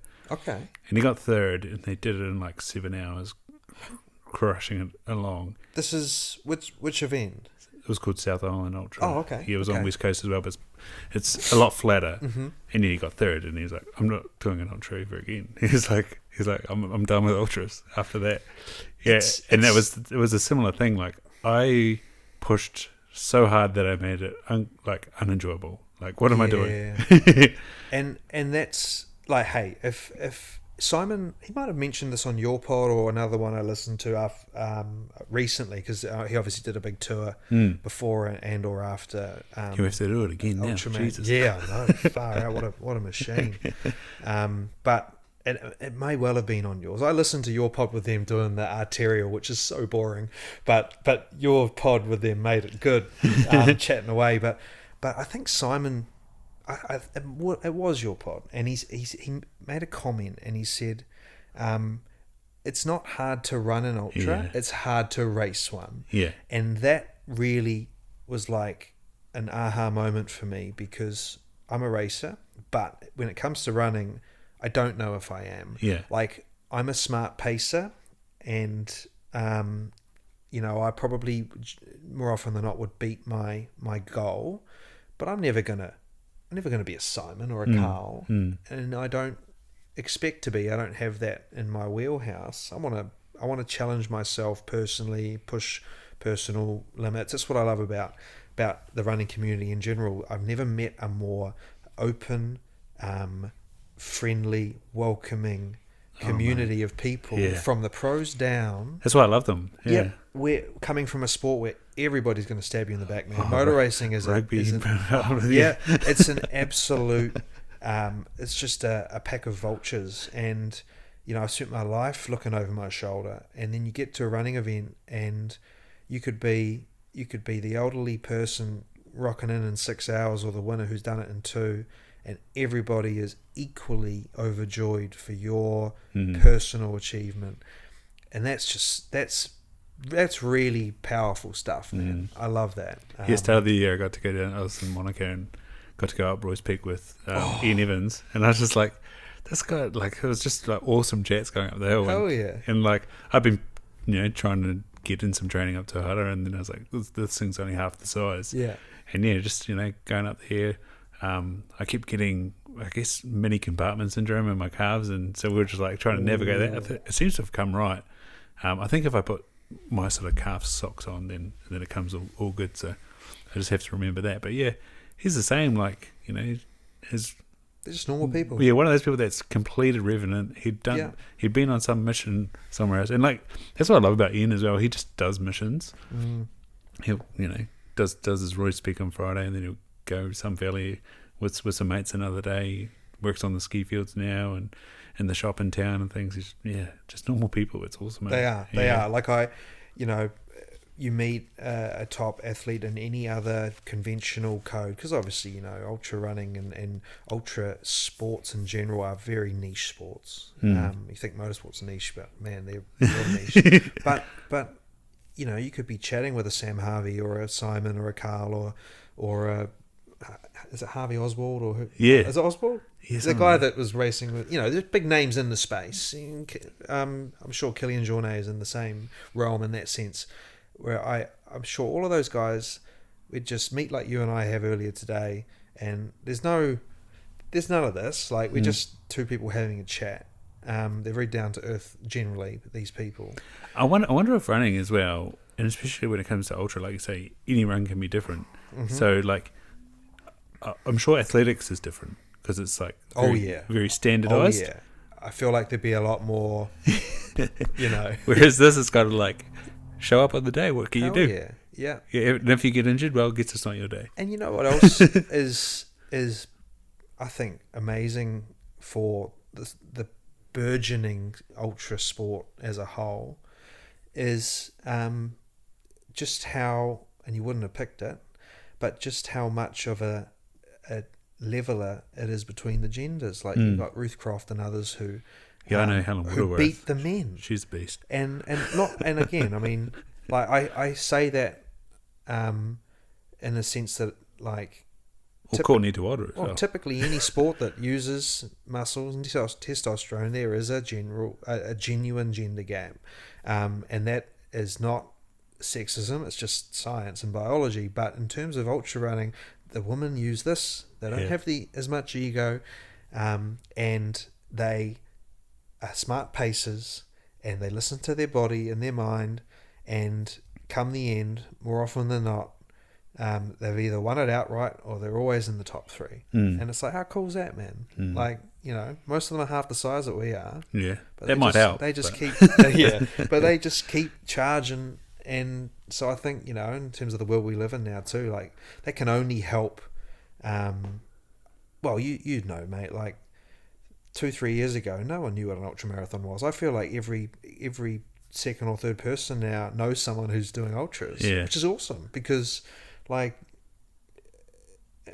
it's something for anybody from any walk of life to achieve something they never thought they could. And, like, obviously the old saying that life starts at the end of your comfort zone, and there's no bigger pain cave than going and running 100k or 100 mile or whatever it may be, or climbing these stupid hills and thinking, what the hell am I doing here? Like your doctor mate said, and then getting to the end saying, I'm never going to do that again, and then next week 3 days later, what am I doing next? I did 54 and my old man's like, would you do that again? I was like, which event was that? So I'd entered 101, big thanks to Helen. She was like, what's the longest event? Always enter the longest. But I made the probably wise decision to do 54. It was Aotearoa Ultra, so it was on Banks Peninsula. Cool. And that would have been three hills, and the biggest one I think was 999 over 21 k's, Mount Ārepa, and so that was the undoing. Getting up there was great. Oh, it was tough, but getting up there was like I was on a buzz, and then they come down, and then I got lost as well. So not only did I have some tension starting, but then demoralised by again going off the track and like seeing. I think 3 or 4 people that I'd just passed on a different ridge. that I'd passed up the top, and I was just like, oh damn it! But it just came to be like my own race, and And let me turn the tables around on you now. Then, like, why do you run? So I did that around COVID, like I was telling you off here. That was when we broke up, and it was just. Like I said, I had this thing my whole life of seeing Kepler, seeing Steve Gurney do, seeing Nathan Fave doing God's Own and stuff like that, Discovery Race, seeing and then talking to Lisa Starmctee. I think I knew Simon by then. Yeah, I did knew Simon by then. I think I knew Carl by then. Cameron Haynes, Doc Goggins, and it was just come lockdown. I was on a farm. I was like, I'm going to start running up this small hill. And then start running around the farm road, and then talking with Helen, was like, well, I better enter something, and then so it was just like, right, there's no time like the present. I'd finished playing rugby, I was on my own, and it was like, right, let's do something challenging again, and it was interesting. The lead off at the Aotearoa Ultra, there was some guys that were doing a training run for what's it called? TUM? Tauranga. Yeah. And sitting on the bus, hearing them talk, I'm like, well, I guess I won't see you. and then there was... But you never know that either. Yeah. Like, you got the hard outs with all the gear who you're off. You're like, well, they're either going to win it or they're just absolute pretenders. Yeah. But you get the opposite. You get the guy who just looks like he's rocked up off a farm in gumboots, who ends up winning the thing. Well, that was the Which is Kepler another the thing whole I time. love. It was just like, Yeah. who the hell are these people? Like they're not, like you say, they're not athletes. They're just No. musterers off the hill. They're just absolute goats. And also, what you've just said, what I find fascinating about the trail running. I'd never done a community. marathon or a half marathon. Yeah, neither had I. But we all find our way to it for our own reasons. Yeah. But I feel like once we're there, we stay for the same reasons. Yeah, and I'm a bit like you. Like, I did the 54 and realized that was probably like the 101 was definitely too much for me to chew on, but the 54 was probably just right. And then I did it, and that immediacy was like, nah, I probably wouldn't do that again. And then, like you say, 3 days later, you're like, oh, what else could I do? And like, I know Poronui has the trail run. That looks beautiful. So I've walked through Poronui 3 times now, and I'm like, yeah, I'll come and do the half here. And then, like, me and my mate did Tongariro. We did 26k on Tongariro, and I was like, that was fun. Did the river trail. We did 30k's on the river trail. That was fun. Did you start at Aotearoa and head through to the dam? So we did the car park, went up to the dam to Jones Landing, back to the car park, and then we had to do a couple more down the road. Have you done the timber trail? No. That's a good one. So I do go hunting over near the Arataki Swing Bridge. Okay. And so that can go up to the timber trail. Yep. Yeah. And then, like, when I was in Hawke's Bay, I did, there's a trap line along the Mohaka River that I'd done over a New Year's, and then I went back and ran it. So that was like a 26k loop with a big ass hill in it. And so that's what I was going to say, living here, there's a network of huts out there. Like, you could fast pack that awesome. The hard thing with, well, for me, I don't know what you drive, but a lot of the trails around here in the Kaimanas and all, you got to have a four-wheel drive to get into, like, man, there was one 20-30k out on the Napier Taupo that I did on a whim one day, and for whatever reason my car might have been getting a service, so I jumped in my dad's ute, and holy shit, like, the ruts on the road going in would have been a foot deep. Oh, shit. And so there's no way a BMW's I went to go into Waipunga one time, and it was like Friday after work. Is that? Yeah, on the Napier Taupo. That might have been probably is it. Yeah. And I sort of it was like one of those, like, on a whim, didn't look at the maps well enough type thing. That was me. And so then I was like pulling right, because I was like, I think I need to go right, and going down these little forestry tracks. And I'm like, no, it's not this one, not this one. Then sure enough, I get up the next day.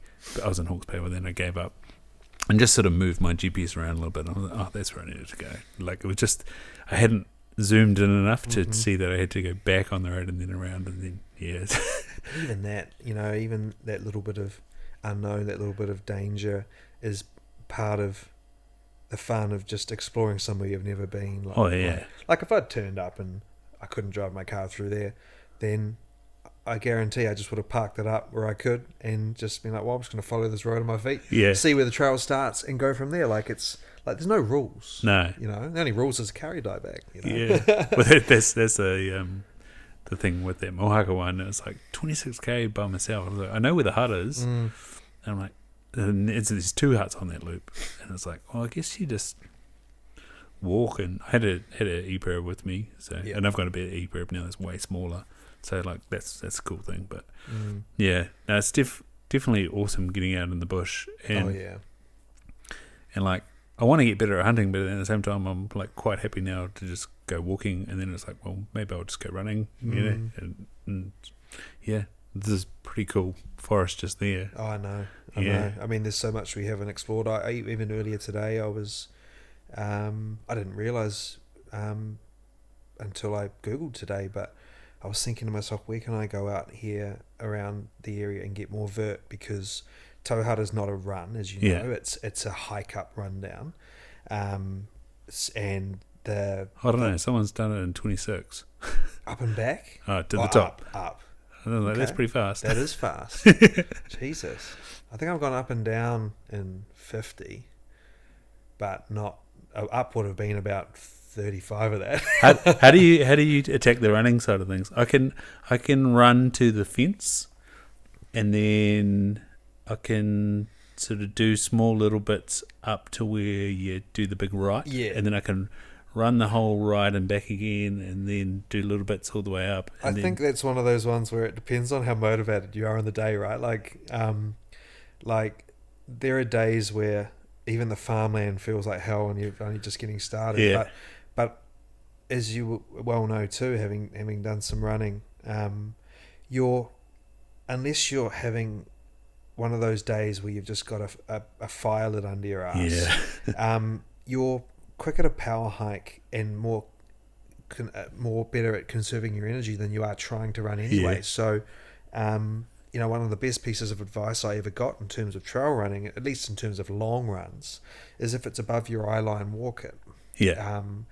And that's not a firm rule, but in general, if it's steep, just walk up it, save your legs. You're going to save half the energy. And may have been a conversation I had with Carl recently, because he did a lot of training in the Hanuas before he had his surgery and all a couple of years back. And he worked out by doing some splits on his watch that the steep inclines, the power walking versus the trying to jog it, the gain or loss was negligible. But you get to the top and you've either gassed yourself or you've got a whole bunch in the tank. So, no, you couldn't have this conversation with a road runner because they wouldn't understand that that walking's okay. Well, that was the beautiful thing with Ian going up Roy's Peak. Okay. We got to the bit at the start, and he's like, "Oh, this is real steep, and we tend to walk it." It was like straight away, like. Valves off. And then I was like, well, let's try run this. And then I started getting my calf issue, and it's like, oh, that's cool, let's walk. And then we got to the top, buzzing. We weren't that far behind the absolute weapons that were basically running up. And then we all came down, and I was like, well, that was awesome. And it was still like, I think the first time I'd ever walked, I did 2.5 hours, and I think we got to the top in about an hour, and I was like, wow, that was so much faster. I haven't done Roy's, but I've done Ben Lomond. Oh yeah, that looks awesome. And I did it on a shitty day. It was snowing for the last trig. And man, it was fantastic. There was someone that did it the other day, and they ended up in deep snow. Okay. I was like, oof. But they're both about 1,400 meters. I think Ben Lomond's a little bit higher. Okay. Yeah, because and there's multiple ways you can go too. Like with the Ben Lomond one, you start it obviously by the gondola, but there's a couple of ways to go until you actually get to the open ridges to head up to the top. And I'm not sure whether I took the good or the easy or the hard one, but regardless, it was it's a hard grunt up, like just lactic acid burning. But my God, it's a good feeling when you get back down. It's good fun, man. So what is like sport performance like in driving? Like what's the physical side like, and like you say, you've gone plant-based, like what's the nutrition side of things, like what are you metric looking for physically? It's probably less of a surprise today, in the technology and the information age as it was when I was coming up, but driving a race car is not easy physically, and so the demands on a driver, again, will be dependent on the vehicle. So closed cockpit cars like what I drive is more situated around heat than it is around G-force. So Formula One, the actual physical act of driving the car, turning the wheel, pressing the pedals is not that taxing. But the load on the body from the G-forces and the neck is through the roof. Like you wouldn't. It's like a fighter jet. Oh, is that you or me? I think that might be the I know what it'll be. The iPad? Yeah. What it'll be is my stepdaughter calling her mum from Japan. Oh, okay. Okay. Yeah. All good.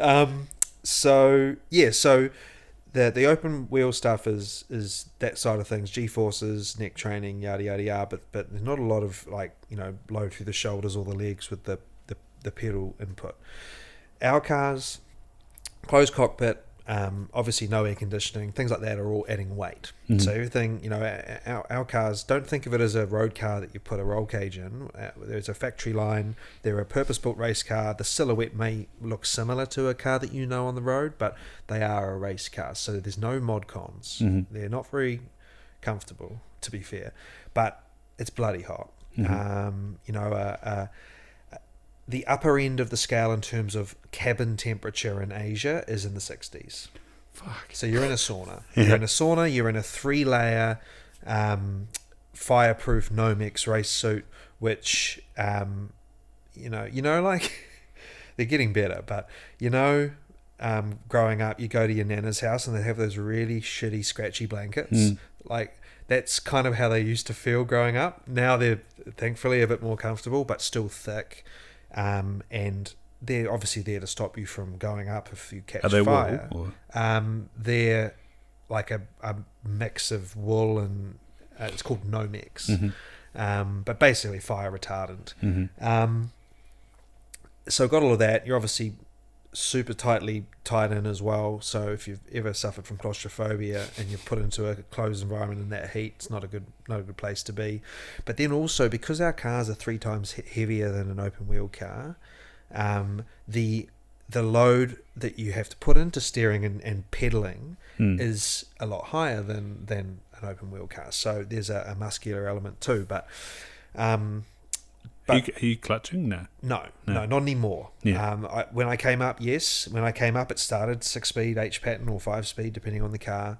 Man, I drove an HQ Holden when I was 14, raced one, and it had a column shift. I had 3 on the tree.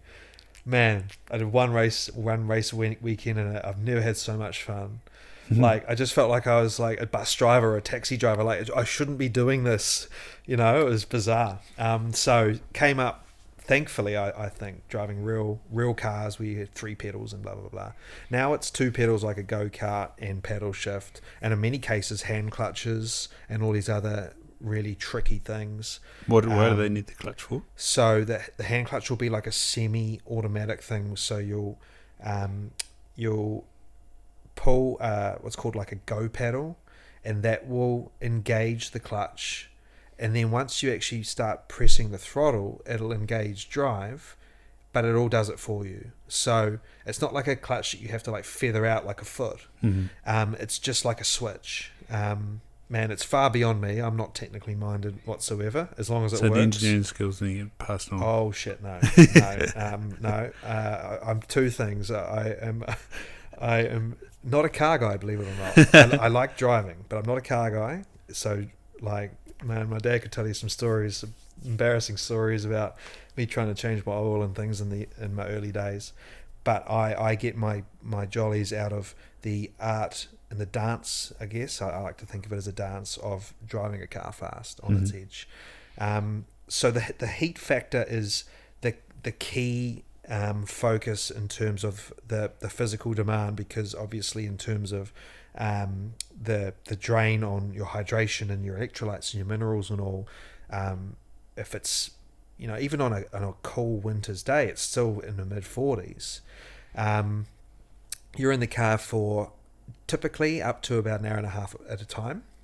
That's what we call a stint. So that's a tank of fuel or a set of tires, whichever comes first. Generally, from that point, you'll get out and swap with another driver, but depending on the race and how you're feeling, you could double or triple stint. So you may be in the car for up to 4.5 hours at once. Wow. And so you're obviously, you've got some G-force elements, and you've got the inputs in the wheel, which requires some load and heavy braking, because we have ABS, which a lot of people won't realise. 12-stage ABS, so typically you run it very low anyway, because you still want to have some feel in the pedal, but it will stop you from obviously torching a tyre, locking up and ruining your race. If you're racing for 24 hours, at one moment could completely cook you. Personally, I still love the old style, but that's the way it is. Every car and GT's like that. So you can never really train to drive a race car better than driving a race car, but I mean, that's not feasible, right? It's a very expensive sport. I can't just go out to the track every day and do laps. What does the simulator provide? Just nothing. I hate nothing. them. Yeah. Don't talk to me about simulators, Ryan. Yeah. No. Look, they serve a purpose. I would definitely. I like them in terms of if you had to learn the layout. So it's visualization, right? Yeah, if you had to learn the layout of a new track, guys like SVG and stuff, like they've been sim racers forever, ever since we came up racing in the junior stuff together. And he, I think he mentioned recently, and I saw a quote, and he said, like, sim racing doesn't help me become a better racer, but it keeps my mind-body connection sharp, reflexes and all, which I totally vouch for. For me, I can never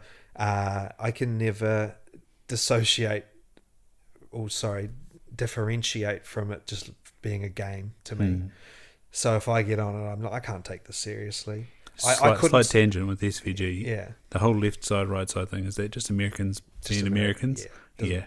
Because that's like all the videos. I've done both. Yeah, I've seen videos of you on both sides of the car. And it's like, well, these Americans are going on about, he's driving on the different side of the car. I'm like, I'm sure that's probably not I've never once, it's never even entered my mind swapping the side of the car, because you're so finely tuned in terms of depth perception and spatial awareness that shifting yourself a meter either way, like, you're just recalibrating instantly in your brain. Like it's not even something you consciously think about. So they're just harping on.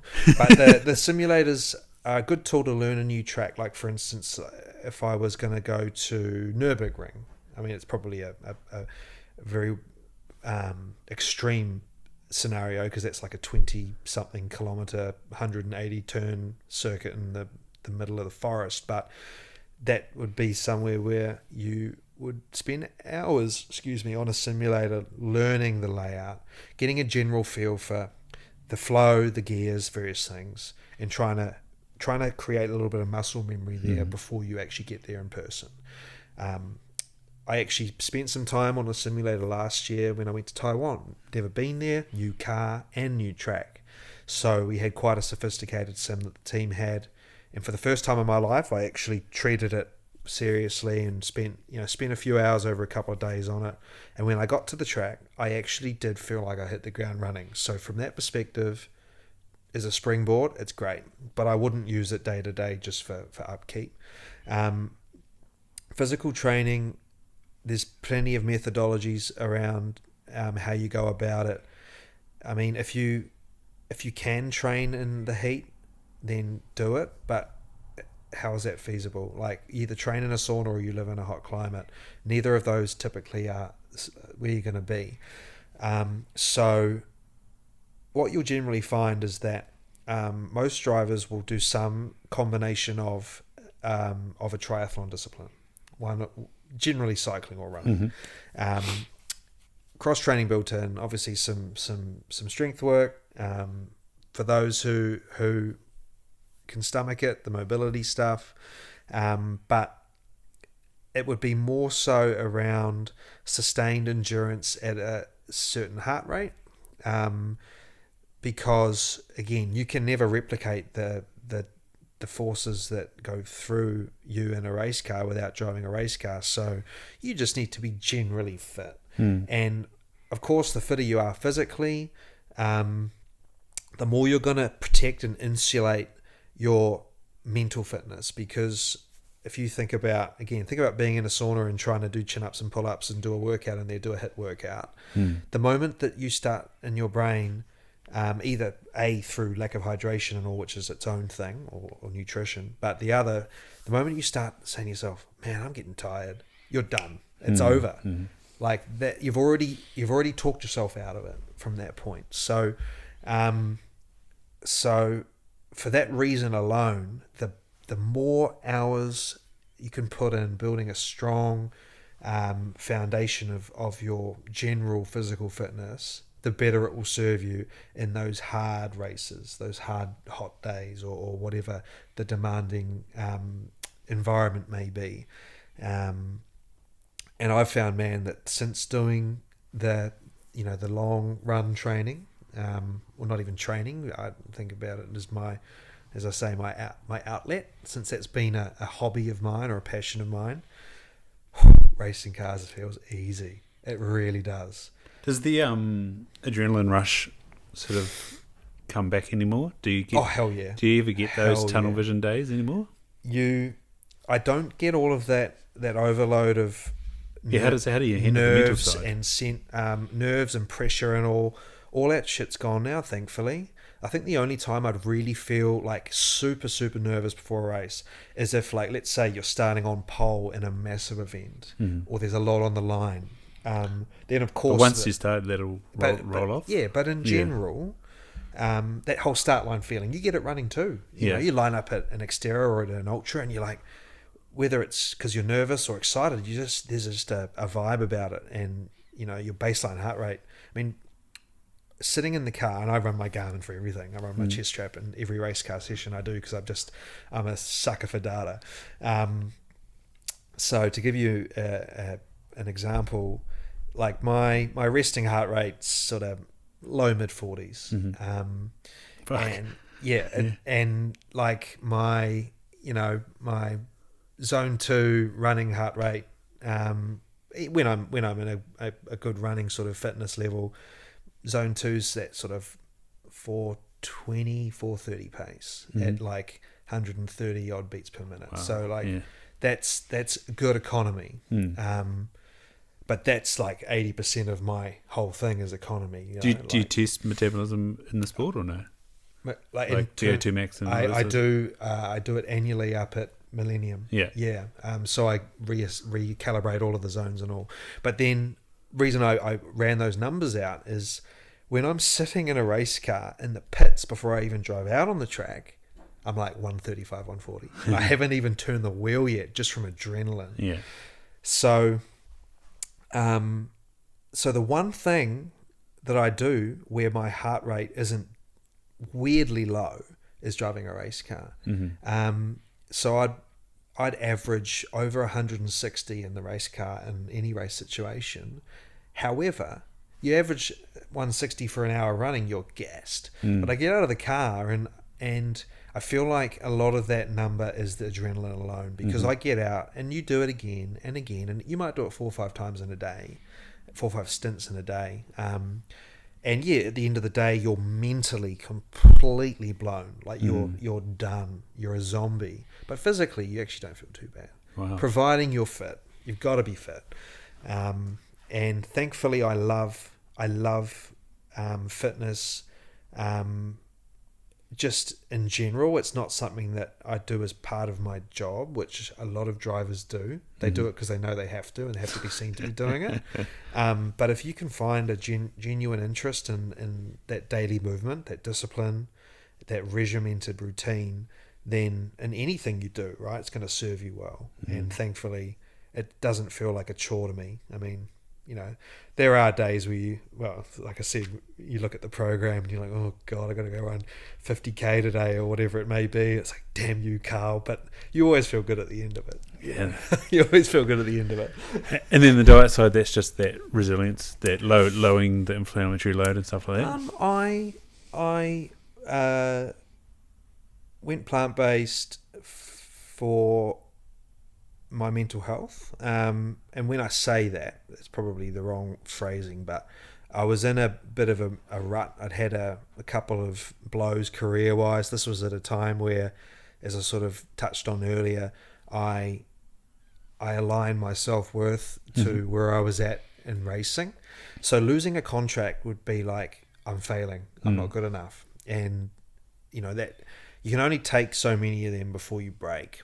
So I was in a pretty bad space mentally, and had stopped caring about looking after myself, and you know, the usual hole that or the slippery slope that you fall into, and it reached a point where I knew I had to do something, and I had followed the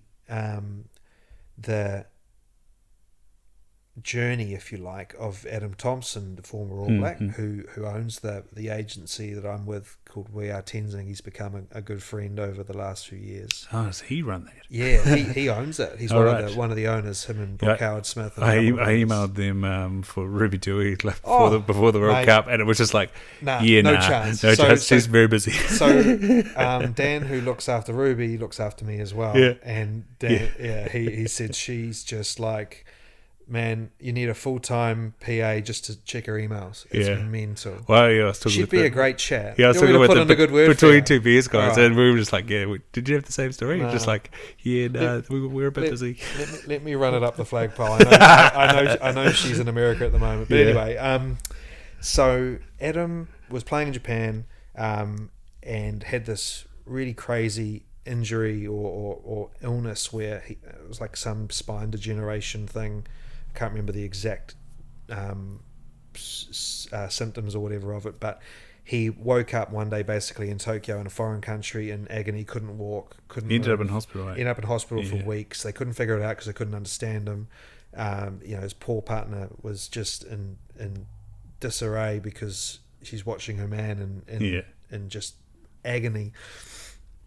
Once they sorted him out with whatever this was, he went to Bali, lived there for 6 months, and while he was there, he went plant-based for his rehab, and then he just popped up, put a photo on Instagram one day, and he just looked absolutely shredded. He looked younger, he looked fit, healthy, lean, like he just looked ready to rumble.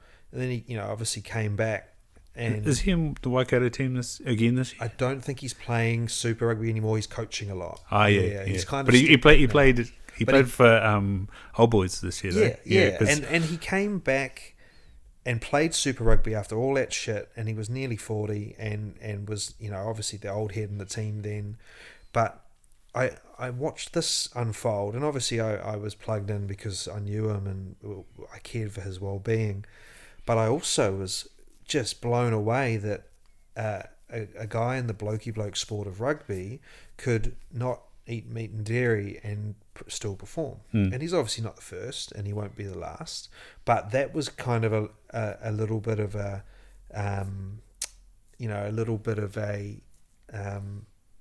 light switch for me to explore it a bit more. And the other was, at this point I'd been getting interested in running, was reading Rich Roll's book.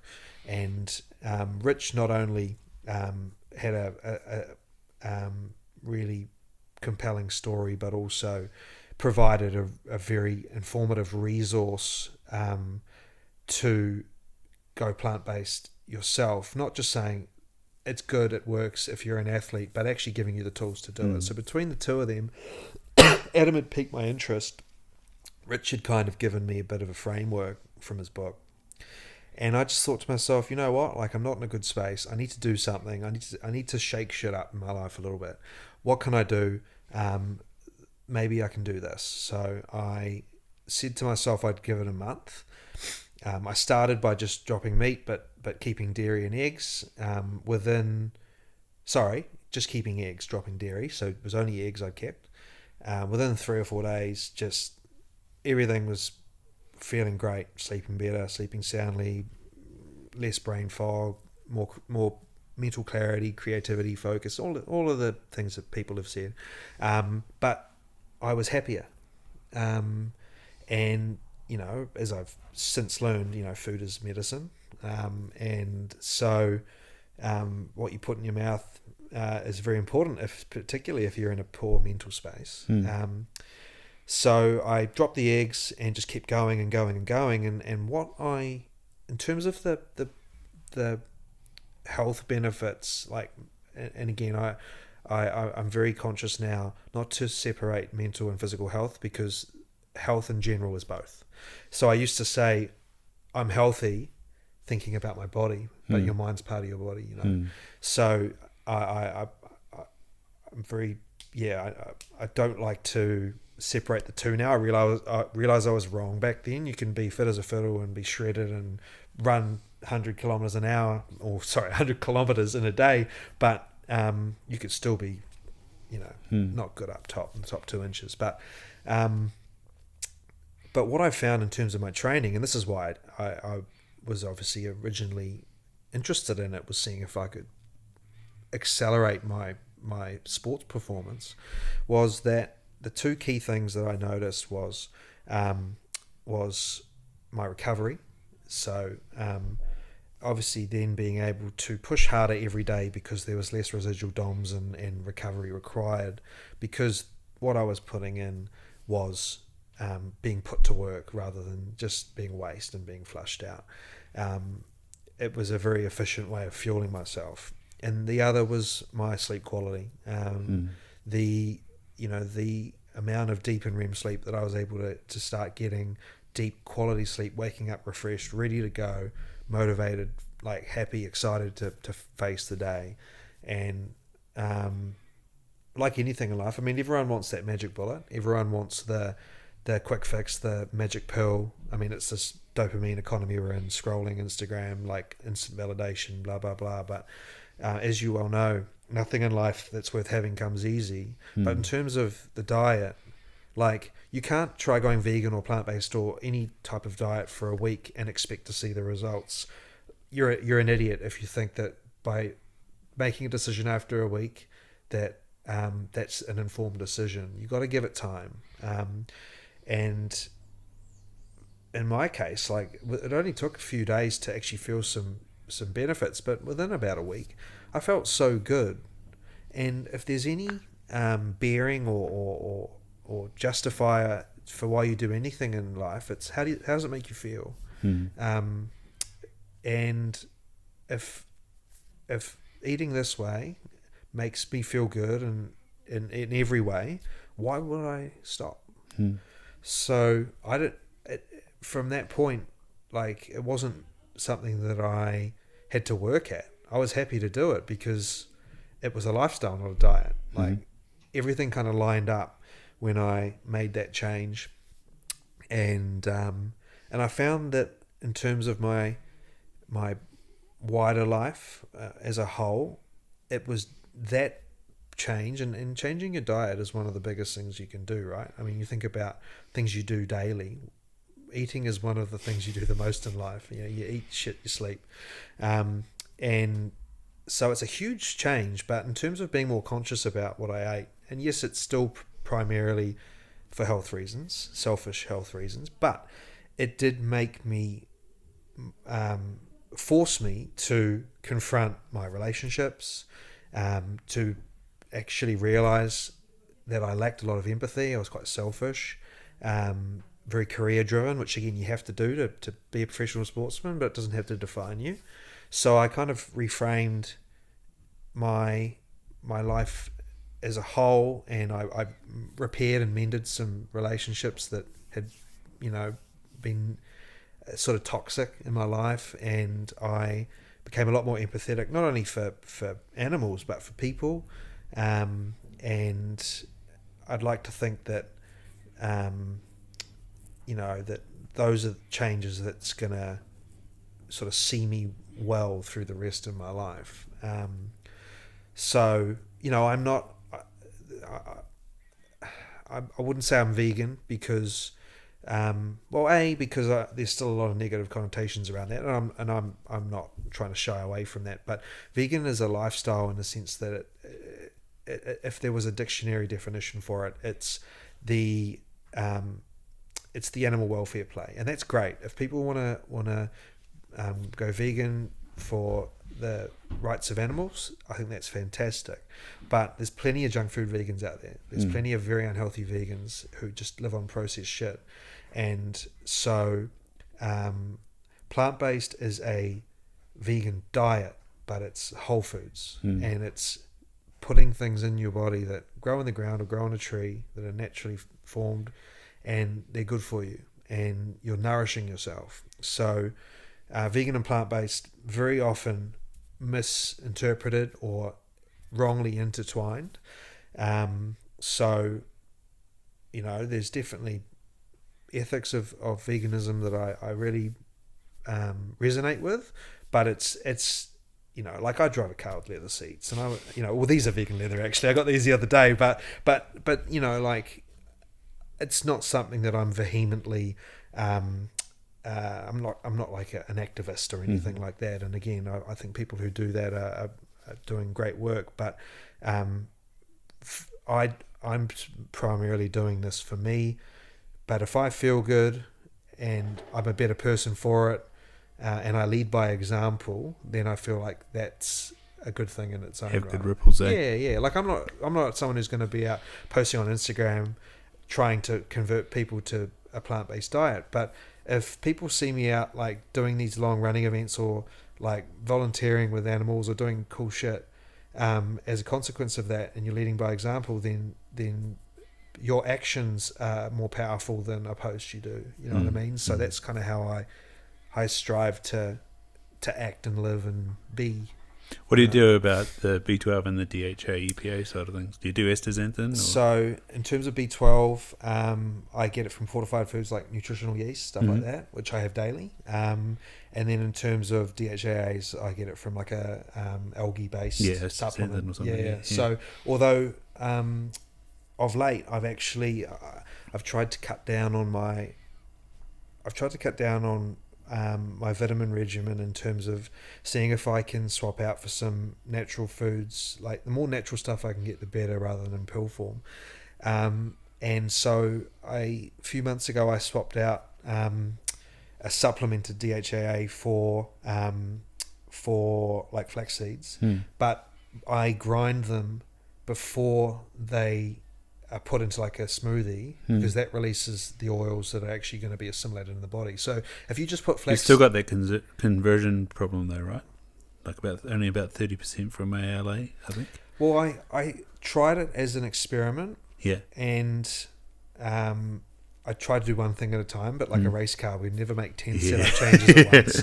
And because I'm hearing you. And I thought to myself, well... I have a slightly slanted view on that as well. Yeah. I have come from multiple brain injuries. I supplement all the time for DHA EPA. I did it, and I haven't consciously noticed a negative. But at the same time, I mean, Andrew Huberman had an interesting take, and so did Simon Hill, who has a really great podcast in the kind of nutrition space. Both of them have said a similar thing, which kind of gave me a little bit of reprieve, actually, and that was, there's 1,000 different supplements you could take that would benefit you, but let's develop a rational approach to supplementation, and because it's expensive, right, among many other reasons. So if you could choose 5 things to benefit you, choose the 5 things that are going to benefit you the most. And I'm constantly tweaking and changing, and there are certain things that I religiously will have in my regimen, because I know that it works for me, and I've done the DNA profiling through the same crowd that Carl and Simon and all have done their stuff, so I know what I'm susceptible to and not. In fact, B12 uptake for me is something that that thankfully genetically I'm not predisposed to being low in, which is good. So, but then there's other things I need to be careful of, and one of them is in terms of LDL cholesterol. So when I went plant-based, was heavy into using coconut oil and like even coconut milk in cooking, and by cutting that, my only marker that was bad was my LDL. Once I cut coconut oil and stuff out, absolutely melted. Ultimate saturated fat. Yeah. Even though it tastes good. Yeah. Like most things. I've run that panel a few times. Like what's my LDL? And I managed to do ApoB last time, and that was good. And I was like, oh, okay, that's nice to know. Yeah, I don't. My brother had a heart condition, possibly Vioxx related. You don't want to say that, but potentially. But otherwise, we don't really have too much. There's a bit of AF in our family, atrial fibrillation. But it's more the inflammatory, and then there's type 2 diabetes with my grandfather. So that's the ones that I'm conscious of. I was told by Sue Barron's her name. She's got a company called Smart DNA. So she does the So they're actually looking at your DNA rather than just your family history. Proper deep dive, with blood sample. It was blood or saliva? It was, I can't remember it now, but I think it was saliva. And then he sent it off to Sydney. But yeah, it was on Carl's advice that I did it. I'm so glad I did. I learned so much. It was so fascinating. Some of the things she confirmed for me, but also some of the things I had no idea about. But she does a lot of the top Fiat supercar guys and all as well. So there's kind of an alignment there in terms of working with athletes in my code. But speaking of type 2, like she said to me, if I totally fell off, like in terms of my diet, like if I just started being a piece of shit, that I would be like, I'd have type 2 in a heartbeat. It'd turn around fast. Yeah. So she said, like, thankfully I have an active lifestyle, but if I didn't, then I'd be a target. Yeah. and it's interesting with insulin resistance. You see the obesity and you ask them, what's your HbA1c? Oh, it's 50. And you're like, crikey dicks. And you look at their eyes and they're fine, and you're like, you're on the one hand lucky that you've got so much fat storage, but on the other hand, that's again like what happens when the dam breaks type stuff. I know, man. And I guess too, like, knowledge is power, and we've got so much info at our fingertips now, but there's still, it's that whole too much of a good thing. There's some ignorance is bliss still in a lot of ways. Right? But I find, and it sounds like you're the same way, that in terms of myself, my biological self, the more I know, the better, because if I can either prolong or future-proof or stop something that's going to affect me long-term, then I will do it. And this is the thing, like whether it's my diet or the mobility stuff with the yoga that I'm now religiously doing, I'm not doing that because it's going to help me win a race tomorrow necessarily. I want to make sure that when I'm in my 80s or 90s, if I'm still here, that I'm living a good life. Like, I'm not just waiting to die. And so, that's a completely different train of thought than somebody who just wants to lift heavy weights in the gym and look good in the mirror. And that's fine. Like, we all go through our phases. I had that phase for many years. There's some crossover, thankfully, but of course, yeah, of course.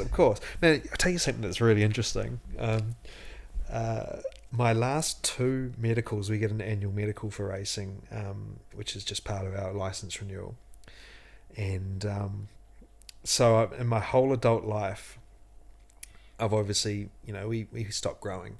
And I've been doing yoga for pretty much as a daily practice since January 1st of last year. So 18 months now. So I've now gone through 2 medicals since doing that, and the last 2 years I've grown a centimetre each year. How are those discs? Good, man. So obviously decompressing the spine, better posture. So I'm gone from 5'9" to 5'10". Yes. And I told my mum the other day, she's like, bullshit. And one of her friends was there, and he's a bit shorter, and he's like, oh, maybe I should do that. Put it on my Tinder profile, so get on yoga. So if nothing else, guys, if you're an inch under 6 foot and you want to have that magic number on Tinder, then get on your mat. Shit, that's good. You're talking about that longevity side of things and the mental side of things. Like, what are the tools and tricks you have? Like, Has it been like a severe mental failing, or just situational? I don't want to diminish it, but is it just And look, I'm not. I'm very open about it all. Just situational depression, which many of us would have gone throughout COVID, if not other times in life. So, the tools for me, there's a few, but diet's definitely one. Movement is definitely one. Sunlight / nature, being outside, is definitely one for me. But then there's purpose. Purpose is probably the anchor that all the others hinge off, because whether it's racing or whether it's being out running, which to an extent is a purpose in itself, whatever it may be, you got to have something to get out of bed for that makes you feel like you've got a place on this earth, and community.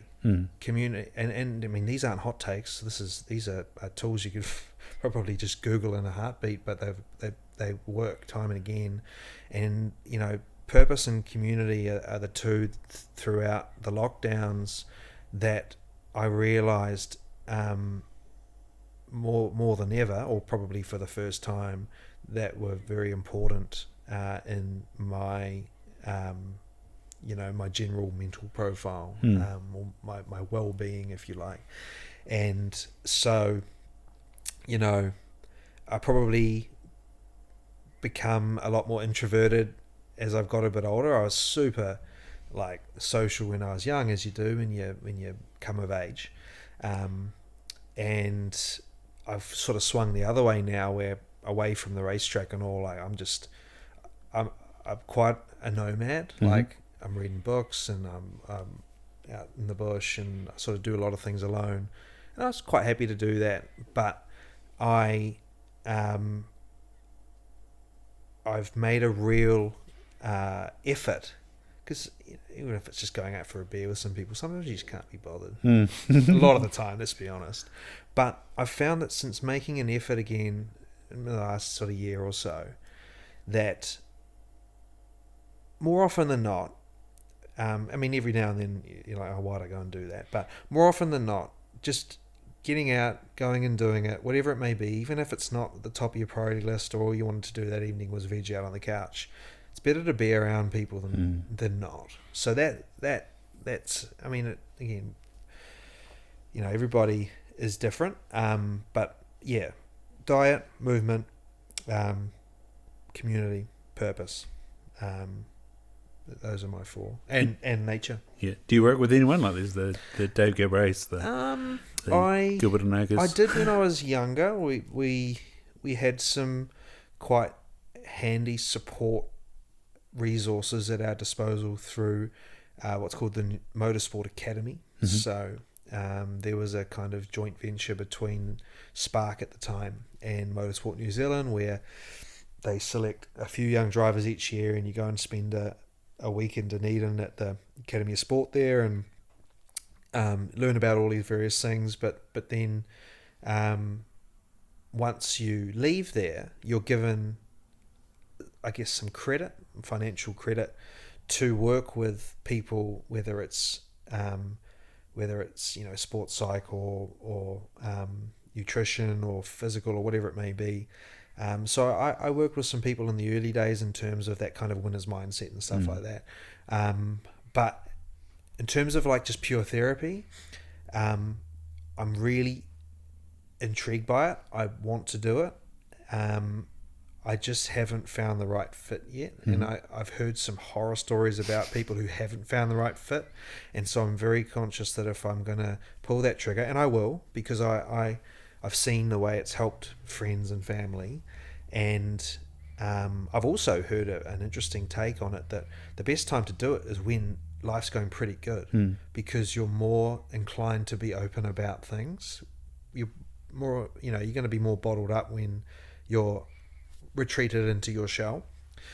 So now's probably a good time, but it's finding the right fit. Like, I had a look recently, and you know, like everyone you find by and large is just some old person who you can't relate to. And you know, I'd love to, like, if I came across someone like yourself, similar age, I think it would, for me, it would have to be a male, and I know that females typically like to speak to other females as a rule as well with that sort of thing. But you're seeing more and more of these remote services, like BetterHelp and others, that are popping up now, which, depending on the kind of treatment or the kind of relationship you're after, seem to be working for some people. So I've generally dragged myself out of it because I'm self-aware enough to know what I need to do to get myself back to baseline. And so I've worked with, just briefly, with Dom Batiste. So he got mentored by Dave Galbraith, and he's worked with the Sevens women for a bit, and he's worked a little bit with New Zealand football. Yeah, but I don't know if he's seeing anyone privately anymore, or if he's just doing all team-based stuff. And are we talking sports related, Well, or but I think so. He's just clinical psychologist. Okay. So yeah, dude, connect me. Yeah. Like I'm curious. I'm curious because I know there's things about myself that I'm well aware of but I would like to get a second opinion on, or some confirmation on. And it's tough as well because they're like coping things that have got you where you are today, and then you kind of want to know, like, are these still useful tools? I mean, man, there's also a part of me that really just wants to go and do like a full blown ayahuasca trip, and go through that journey, violent trauma release. Unfortunately, every shaman you come across now, you've got a vet as well. But like I'm fascinated by psychedelic therapies and all. Obviously, I can't sort of do any of that stuff while I'm competing, but you got sort of a wider type vibe. Yeah, we do. There's not many meth heads in motorsport, I don't think. Just on the although sidelines. you never know.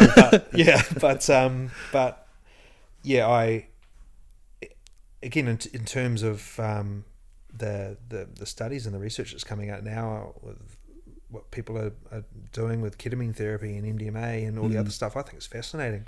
And I mean, I'm not in a space where I would require that. I'm not clinically depressed or addicted or diagnosed with a serious disorder.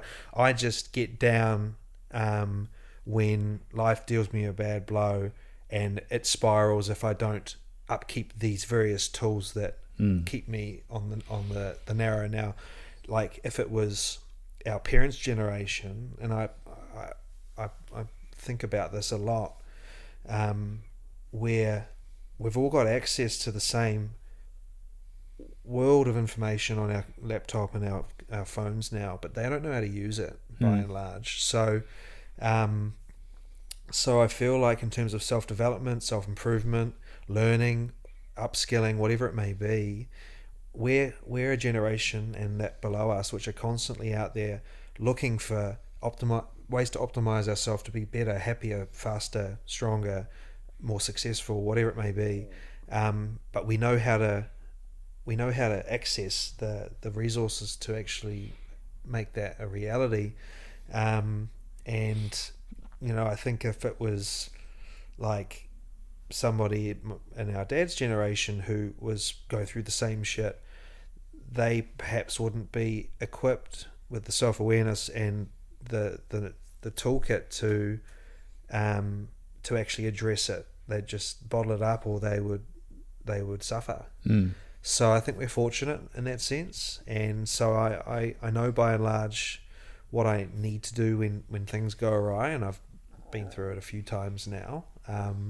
But I'm really intrigued about therapy in general, and it's something that I would like to do. So, like once we finish up here, I will get you to connect with that guy, because the biggest thing that stopped me from taking that leap has been actually finding somebody who, I mean, you've got to take people on face value for a start, but if someone recommends you someone, whether it's to buy something or to meet someone or to work with someone, then you're far more inclined to actually go for it than just Google or whatever. So yeah, for sure.